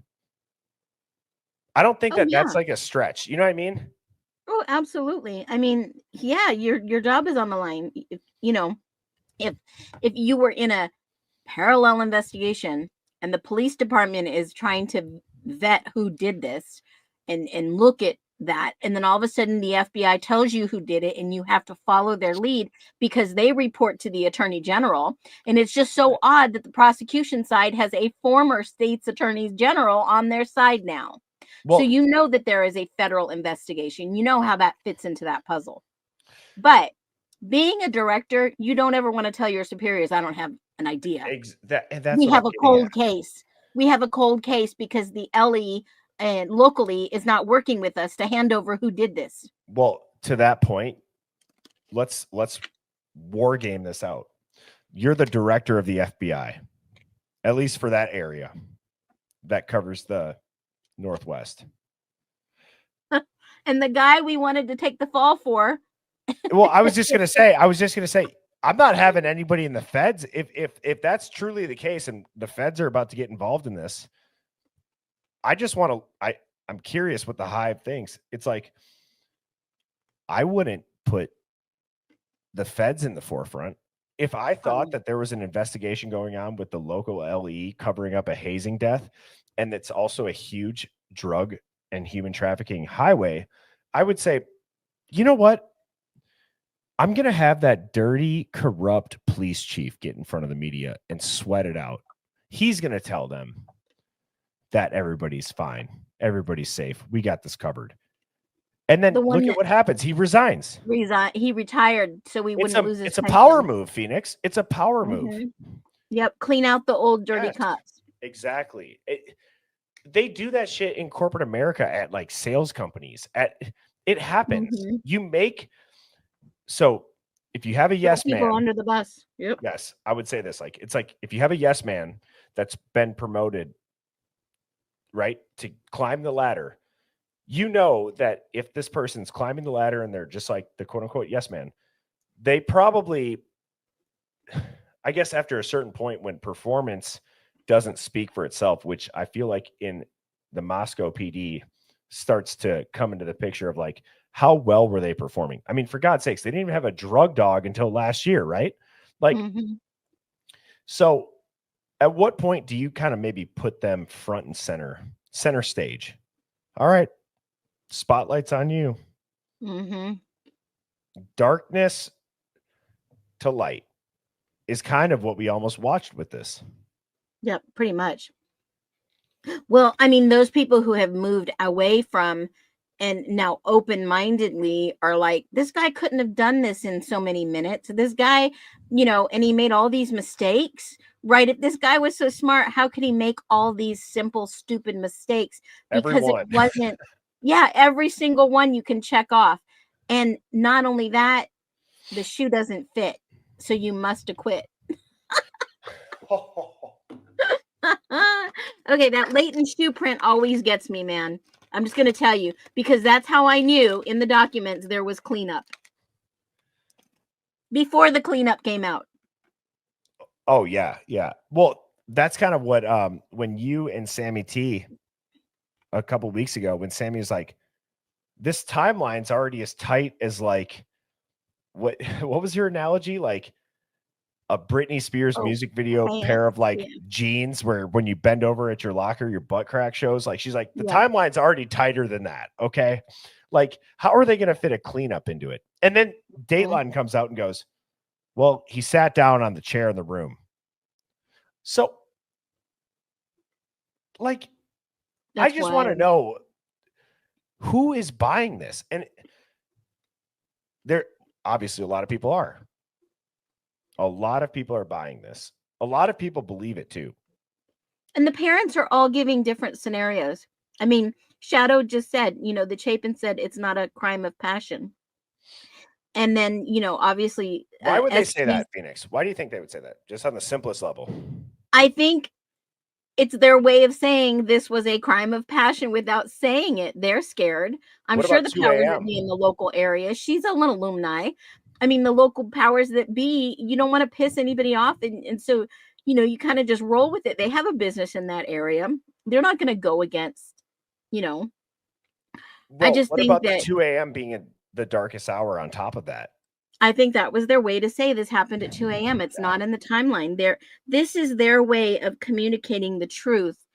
You have to see it. And if you can't see it, it's something that you're just not given. It's an intuitive nature. The Chapins know 100% what happened.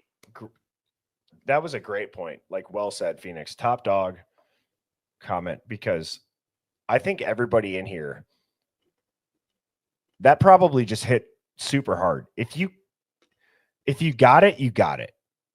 You know what I mean? If you are here watching and learning, then you're getting it. You got it.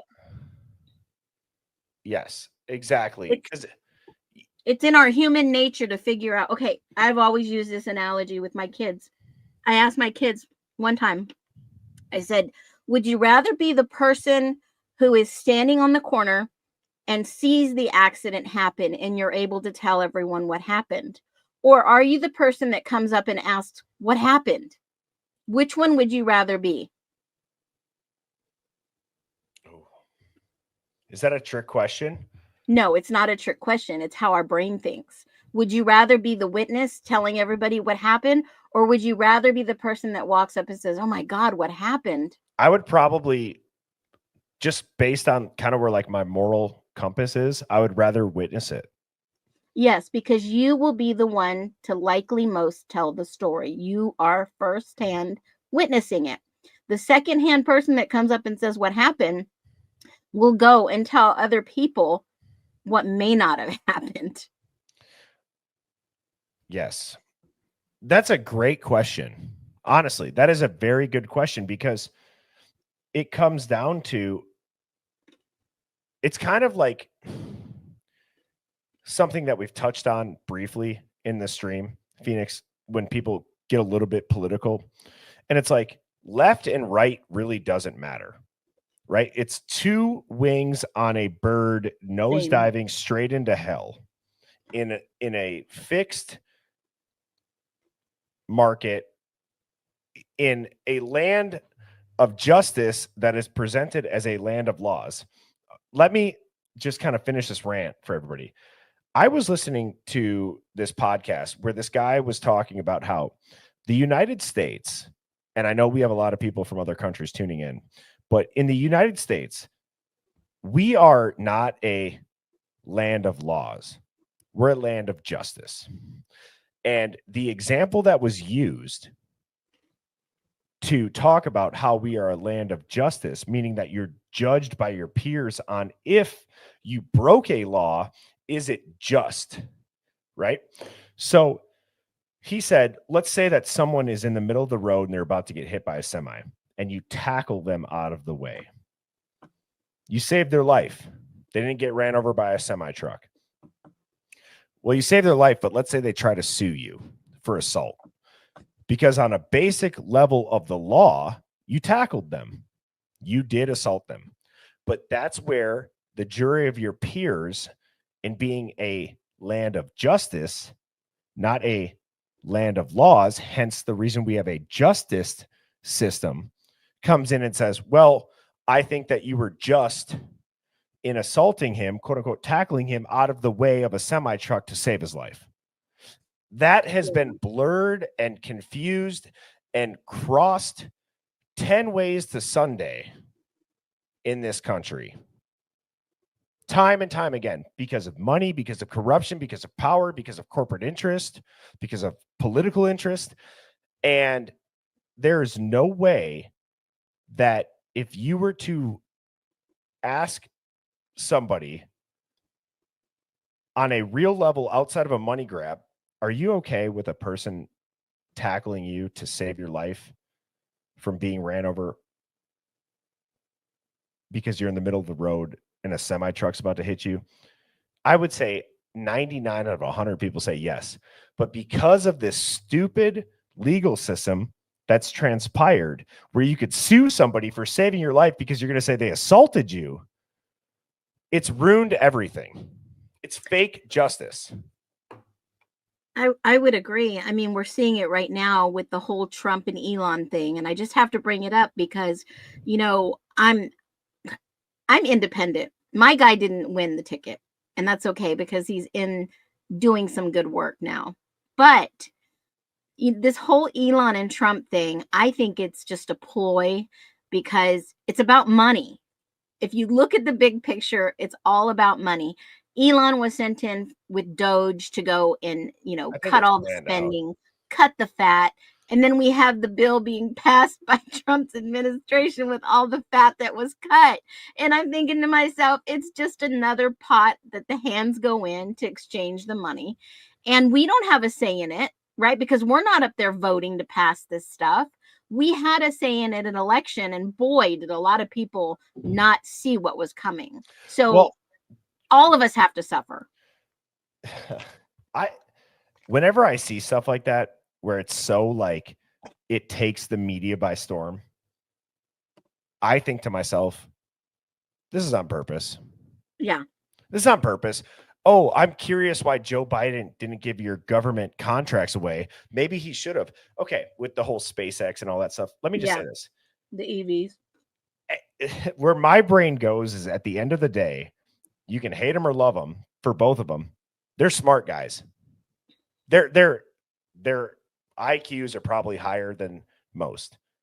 You might not like them, right? They're not your husbands. They're not your brothers. They're not your friends. But at the end of the day, I don't think you get to either one of their levels if you're not smart in a way, right? I think we can all agree with that. You can hate them or love them. It's not here to debate anything. But I think what I'd be curious for the Hive is like, so you got Elon diving into government overspend, and you got Trump passing this bill, which is government overspend. My brain goes to like, is this just meant to put it in the forefront of the media so it makes people think? And they're like, oh, maybe the people should be more involved in where their tax dollars goes at the end of the day. Is that the goal? I don't know. It just I don't seems know. too easy. It seems like such a low IQ fight on Twitter or X, whatever it is, that it's like it seems so staged. It's Yes, a tit it's for like tat, just kind of like what exactly. we're watching here with the Idaho 4. Yes. So like, okay, I'm gonna do a 3-number poll here, Phoenix. We haven't done this in a couple of streams. Type a 1 if you think that the news is right. Brian Koberger did this by himself. Type a 2 if this is a psyop / witness protection, or type a 3 if this is a drug / frat / cover up hit. I would definitely say the last. And here they come rolling in, Birdie. Yep, let's 2 see and what you got. 3s. 3s, 2, 3, 2, 2.5, 3, 3s. 3, 3, 3, 3, 3, 3, 3, 3, 3, 3. Wow. Now, Phoenix, do you think that this chat might know a thing or two about Oh, hell how yeah. the system works? I do too. You know what I mean? Hell yeah. This chat is awesome. We have got some Hive Mind, I would say exquisite minds. Some of the brightest minds that I've seen in a long time in a chat. They think for themselves. They know themselves. They do their research. They do their homework. They are not here to be told BS. They want to know what we know and what we see. And if their instincts are correct, and they hit it right on the head. Do you know what a sign of, like, in my mind, of high IQ is? On the simplest level, it's understanding what theorizing is. Mhm. What is a theoretical reason? What is a theoretical way this could have happened? And you don't get emotional about it. That's a high IQ trait, in my opinion. That you can say, well, what if it was happening this way? What if Ooh, it, we you know have what I an awesome thinker here. Sorry to interrupt you, Birdie, You're but good, you're someone good. What'd said you say? 4. It involves number 4. It involves police cover up. All of what you said plus 1. Yeah.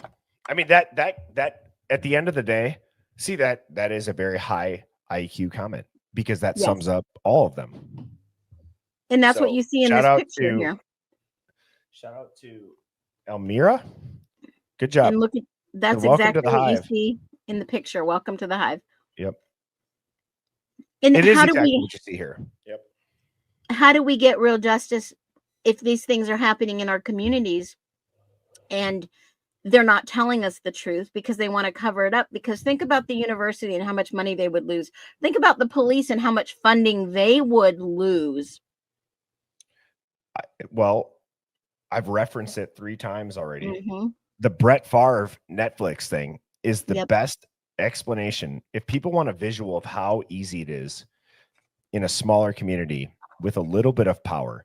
Like, look, is Brett Favre a Hall of Famer quarterback? Am I a diehard season ticket holder Packers fan that loves him? Yes. But when I see that, it makes me want to puke.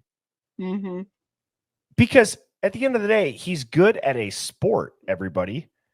And if a guy who's good at throwing a pigskin can manipulate welfare funds to build a volleyball court for his daughter, what can oligarchs, politicians, giant corporations do? It makes me want to puke. I love how you say that because that's the bottom line. It is the bottom line. And yes, Susan says, leave Brett alone, Birdie. Hey, it tugs at my heartstrings, but you guys get what I'm trying to say on a bigger picture. Like, if we're really talking about the issue here as a whole, it's that corruption's not hard. It's not as complex all of the time as we might think. Yep.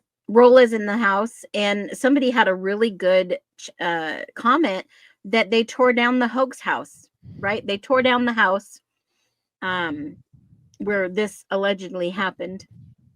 I still debate that it happened outside and they staged it. That's my story, and I'm sticking to it.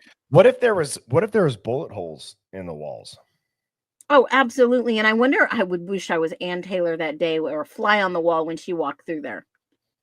Because they were not going to let anyone in there. Did you notice, like, there's a handful of pictures of her on scene, right? It was like news. But Yeah. like, did you notice she did not spend that much time in the house? No, but she had people that had cameras writing down things. Right, but I'm saying her herself. Yeah. I I mean, wonder I why. really wouldn't. I I want really to know what wouldn't want Brian to go in there. Koberger told her. I want to know what Brian Koberger has told her. I mean, would happened. you want to go in there Yeah, I would. to find out and see what happened? I think my curiosity would make it impossible for me to not go in. Yes. What about you? I don't know. I mean, I would probably, I don't know. I just get this like bad juju thing, right? You step through the door frame, you're in for it. It opens you up to the possibilities of what are you going to see, right? So I think a lot of people in that community felt that way, and that's why they tore the house down, other than there's a cover up going on. Or look at what Jamie just said. Maybe there wasn't much to see. Yeah, that's something that I was thinking about too. Because if this did happen outside, because on some of those audios, you can hear them outside, and those two apartments, the Queen Road apartments, the sound travels right down the middle of there, the corridor. So, do you remember how Nash laid it out so wonderfully about Ann Taylor's strategy? Where God, I she love said her. Yeah. she was an awesome guest. I hope everybody in the Hive enjoyed that if you were on that stream. Because talking to her off air, just it's so cool when you get to see how somebody like as a person thinks. She tells this story about how she was bedridden for 3 years and she had nothing to do outside of look into everything, right? Mm-hmm. I mean, it's pretty remarkable, but I just wonder if she hit the nail on the head perfectly. I feel like she did as far as the description, but I wonder if she's right. Did The Ann reverse Taylor? Uno. Yeah, the reverse Uno. Did Ann Taylor go to Brian Koberger and say, "Can you be patient? Because we're not just going to prove that you're innocent. We're going to burn this whole motherfucker down." You know what I mean? Yeah, I can see her throw the match. Yeah, I can see that. Yeah. Because what others like? I'm sorry, but Ann Taylor. Yes, I don't think Ann Taylor's any public defender. No, she knows what She's she's not. up She against. knows the system. Yes, she knows it. She's good. She's elite. And you could pick her apart. Everybody can Monday morning quarterback, right? But what I'm trying to say is like, if she went to Brian Koberger and she said, "Can you be patient? Because not only are we going to prove that you're innocent, we're going to prove the corruption that's been happening here. And it's going to prevent this from happening to anybody like yourself ever again." I have never. What's the first thing I told you when I started talking about this case? That this dude had autism. And what if they're trying to railroad the system? Because see, the justice system is not meant for those with disabilities like this. They are not. They don't know how to house them. They don't know how to answer them. They don't know how to engage with them. They don't know their nervous tics. They don't know. They just don't know. Our system is not meant for this. And the reason I say this is because I know firsthand. Let's just leave it at that. But Well, sorry. With that being said, I'm just going to tell you, my son, his dad and his stepmom didn't know how to handle him. And they didn't want to return him to me. And I had to go through this whole big legal battle. And, I got him back. But they sent him to juvenile detention for 2 weeks. And he had such a meltdown. No one could deal with him. No one Yes. Believe me, I have a. Well, we don't need to go into the details. I'm sorry for even just reacting that way. I apologize. Sorry. And everyone in there said he doesn't belong here. We don't have services for him. We don't have the care that he needs. We don't. And this was over a freaking meltdown that they could not handle. And this whole case kind of gaslights me to, they're asking, what if Nash was right? There's a reverse Uno card. And what if Brian told her, I know stuff that could take people down. I've seen things that I don't think I was supposed to, and that's why they targeted me. So can we just be patient? I've never seen a case, Bertie, where the defense is having to prove themselves innocent and give perpetrators. You know, you and I talked about this probably on like a stream and a half. That's all we've ever really mentioned about it. But Judge Hippler not knowing how to describe anything about the autism spectrum was concerning. Do you remember that phase? It was like Yes. 2 or 3 like of the recorded hearings where Yes. he just couldn't wrap his head around it. He was either worried about saying it wrong, or he was worried about maybe getting canceled as a judge because he didn't want to offend somebody, or he didn't know. But my spidey senses say he didn't know. And Bertie, I've done my homework on Judge Hippler, and he runs the mental health court. If you know what that means, he is in the courts dealing with people with mental issues. He is like the ultimate guy, but he's yet not educated and trained in autism. How can that not be to where he's making decisions that, no, you can't call him out, no, these behaviors, you can't do this, you can't do that, when maybe he's not been schooled in this? Which I don't know if you can fault a judge for not being schooled in knowing what autism is, but in a case by case 2 years into it type of situation, when you don't even remember the name of the disorder that the defense attorney has stated for the person who's about to get put in front of a effing firing squad, is, to me, that is concerning. It's very concerning. It's See, and I'm not saying they should be lenient on him because he has this issue. I'm just saying, in general, I'm not saying he should have some special treatment, but what I'm saying is the DP is pretty harsh for somebody with autism, period. Now, they could be as intelligent as Albert Einstein, be book smart, but when it comes to common sense or public engagement or social skills, they're lacking, and it's hard for them to comprehend and understand. So what it may take you and me like maybe 10 minutes to comprehend, it may take him hours to process. Well, look at JG's comment. I think they hit the nail on the head. Judges know the law. That's all that is required. They do. And that is so well said, JG. And Phoenix, I know you've shared some stuff about autism. I have a cousin who is autistic, and he is so smart, and he's so incredibly gifted. Again, he's my cousin. I see him on holidays, birthdays. Like, I see him maybe 10 times a year. But and I just want to comment real quick. Well, go ahead. I don't want to forget people with autism. They have different neural pathways, and what I'm trying to say is that their processing pathways are different. But for those who say that it's not a mental diagnosis, it's in the DSM-5. There is a diagnostic criteria. Persistent defects in reciprocal social communication and social interaction. And I'm not saying, some people are like, oh no, yes, it is actually in the DSM.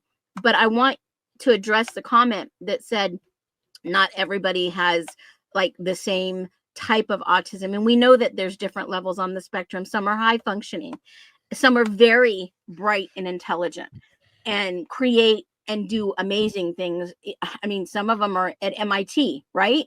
If you think about autism, they're just a different type of people. They don't they seem socially awkward. I'd agree.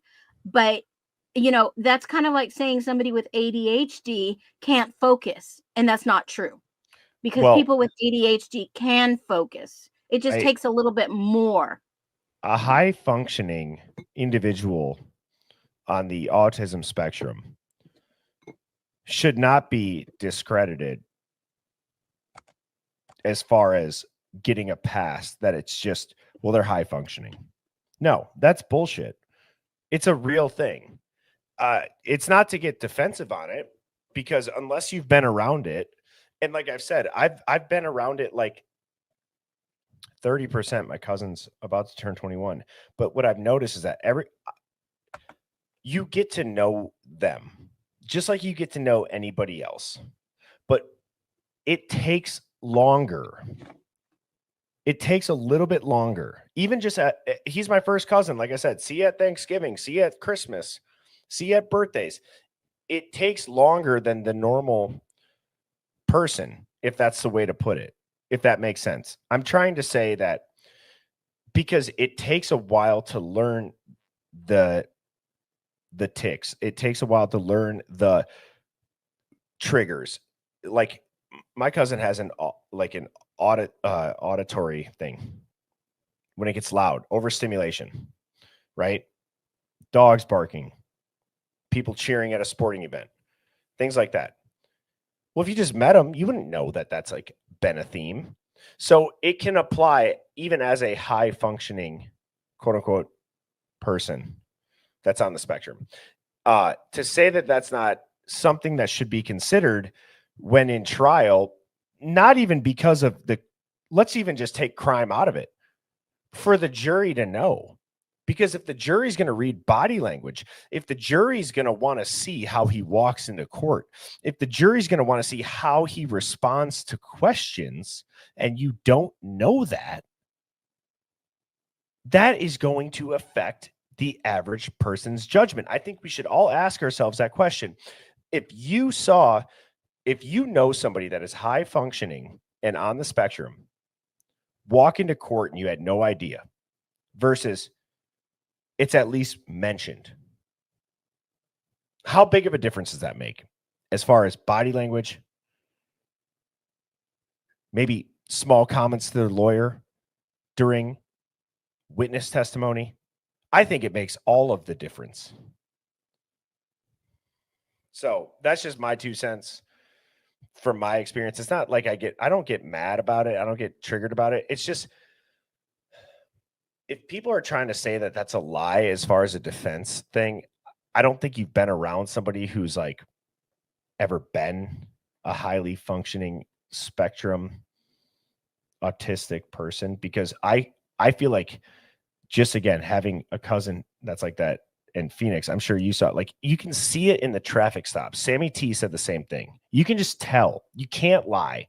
You need the explanation. You need the clarification. It's a pattern.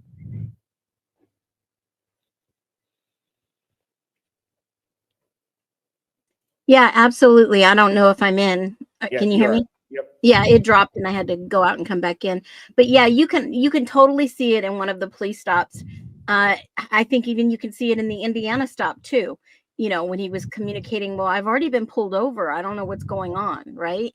So, I mean, just the reactions, you can tell that he really wants to understand what he did wrong.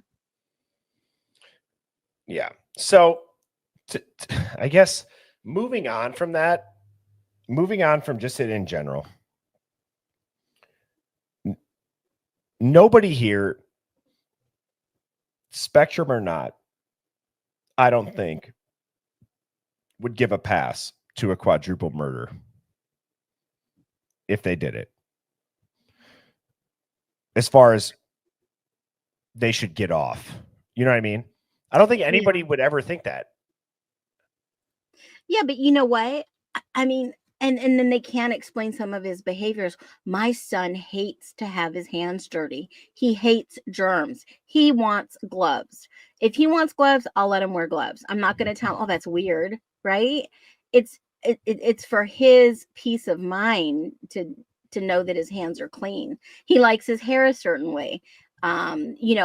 I mean, I can't make him cut his hair the way I want him to. He's getting a little older now, but even when he was younger, you know, the impact of just something so simple like getting a haircut and the hairdresser nicking his ear, he never wanted to get a haircut again. So I always told him we're going to go for a trim because the word cut is associated with bleeding and he doesn't want to be cut. So those are the ways that he thinks, that he interprets things.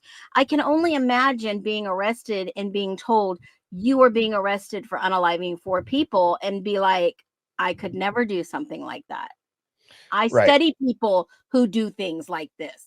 And I just, again, I don't know the context of this comment that I just put on screen where David says, yep, so autistic. Well, it's not coming at you, David. I don't know the context. You could be replying to somebody, so I'm not going to put anybody on blast. It's just one of those, it's a comment that gets me thinking where I'm like, again, my cousin can pull up, you could pull up an iPhone, you could go to the emojis, he can name every flag for every country and the capital of every country, and he can name every constellation. And so to think that if he's so autistic, he couldn't be a PhD in criminology is wrong. They absolutely could be. And it's absolutely correct. They could be the best. But you know what was interesting? Someone sent something to me the other day and they said, have you tried to send Brian Koberger a message? I said, yeah, you have to go to Getting Out. That's the app, the website that they use in Idaho. Select Ada County for the jail, and then his inmate number will pop up. He's the only Brian Koberger in there. And I said, yeah, I've sent him a message. I haven't heard anything back, but I can only imagine you know, how he's doing in prison, because they were concerned that he's being treated fairly in prison. Those are his constitutional rights, to be treated fairly. And I said, you know, that makes me kind of curious about his routines, because people on the spectrum have to have everyday routines. And I'm sure that jail has, you know, just kind of like the military, it's all routine. So I would only hope that he's adjusting well. But you know, for those of you who wanted to send him a message and give him some support, you can go ahead and contact him that way. But it also made me think about, you know, how is he handling being in jail? Yeah. Well, I'm trying to pull this video up here. So to wrap all this up, I believe that the point of the theory of this specific stream was to say that if the narrative is going to be, and the narrative on the motive is going to be that Brian Koberger killed them because they're beautiful, because he's a loner, because he knows criminology. Well, you better be able to logically bridge build that a narrative around a motive, that there was a hazing death that some people knew about in a house where a quadruple homicide happened, where the feds may have been aware of it and understood that the local law enforcement covered it up with the university to not miss out on millions of dollars of tuition and a ton of enrollment rates dropping. Frame a student that was recommended for a internship that got turned down, and knowing that he's there and knowing his entire profile, like you guys heard how much cops from the body cam footage of the nighttime noise complaint, how much those cops look into people from other police departments. You guys hear whoever that officer is go into, like, it's background checks. We actually send somebody to their hometown. We send somebody out there. So to think that they wouldn't know about Brian Koberger is wild. So if you can't logically bridge build that narrative is at least equivalent to the one that's been put out as far as motive goes, I don't know what to tell you, because it's too clean. The motive is too clean to be real, in my opinion. And I don't know, Phoenix, if you have any thoughts on that, but I'm just baffled that there is no real motive. I mean, don't you think that the papers and the news and the local journalists would have already said the motive was X, Y, and Z? Yeah. Everybody's got a motive but Brian Koberger. Yeah, isn't that weird that the only person that doesn't really have a motive per se? I mean, this unaliving looks like a crime of passion to me. And the other part of this unaliving looks like hazing or frat gone wrong jealousy. And that's what it is in a nutshell. And if the girls knew something that they were going to rat out and tell everyone, then that's a whole nother dynamic. So it is what it is. And they just can't say, okay, there was 5 people, 6 people who did this. There were some lookouts. There was some other involvement. It really is a shit show. And then just leave it at that and hold those people accountable. They're trying to send somebody who is potentially innocent to a firing squad that I can't wrap my brain around. Now, if he's guilty, on the slight chance, if he's guilty, they better have some damn good evidence other than a knife sheath, DNA, that may have been transferred or manipulated. Phoenix, if he was guilty, this case would be over. True. Very true. If Brian Koberger was a single weirdo loner criminology incel that transferred to a city and less than 3 months later committed a quadruple murder with a K-bar he ordered off of Amazon because he was stalking them, this case would be over. I would argue the case wouldn't even be national news, yet alone world news. That says a lot for our justice system, doesn't it? We're not a justice system. I don't think we are.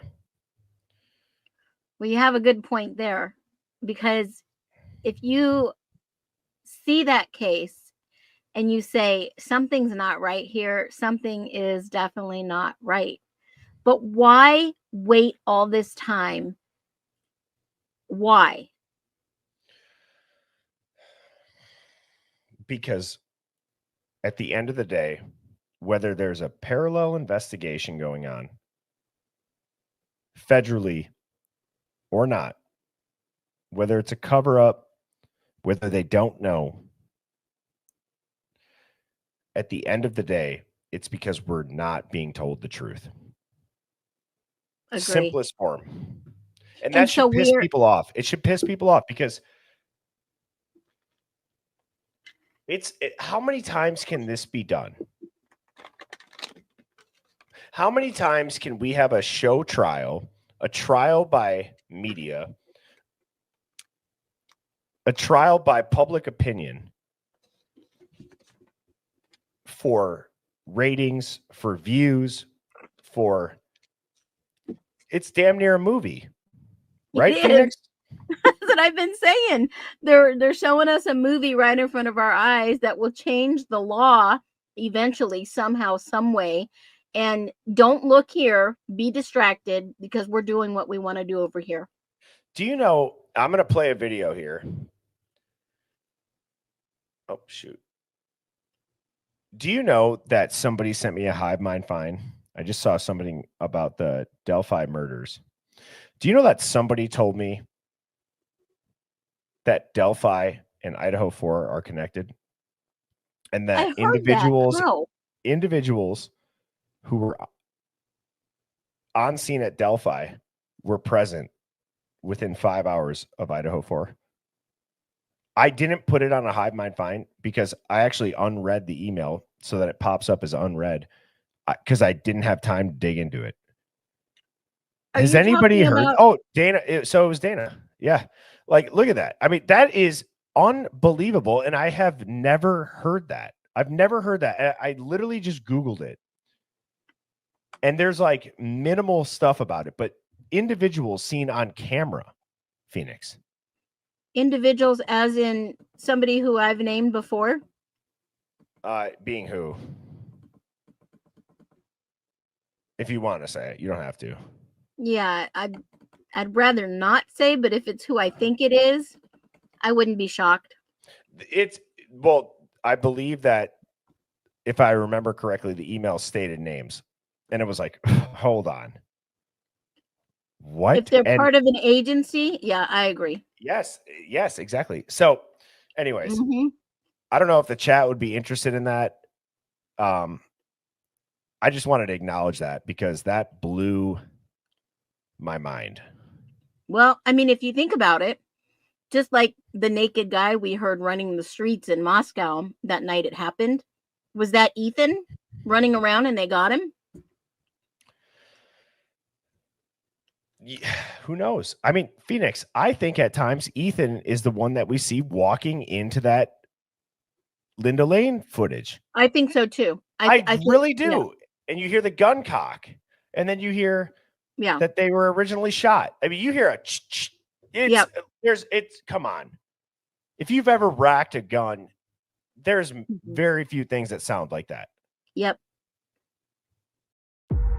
Birds flying high, you know how I feel. Sun in the sky, you know how I feel. Breeze drifting on by, you know how I feel. It's a new dawn, it's a new day, it's a new life.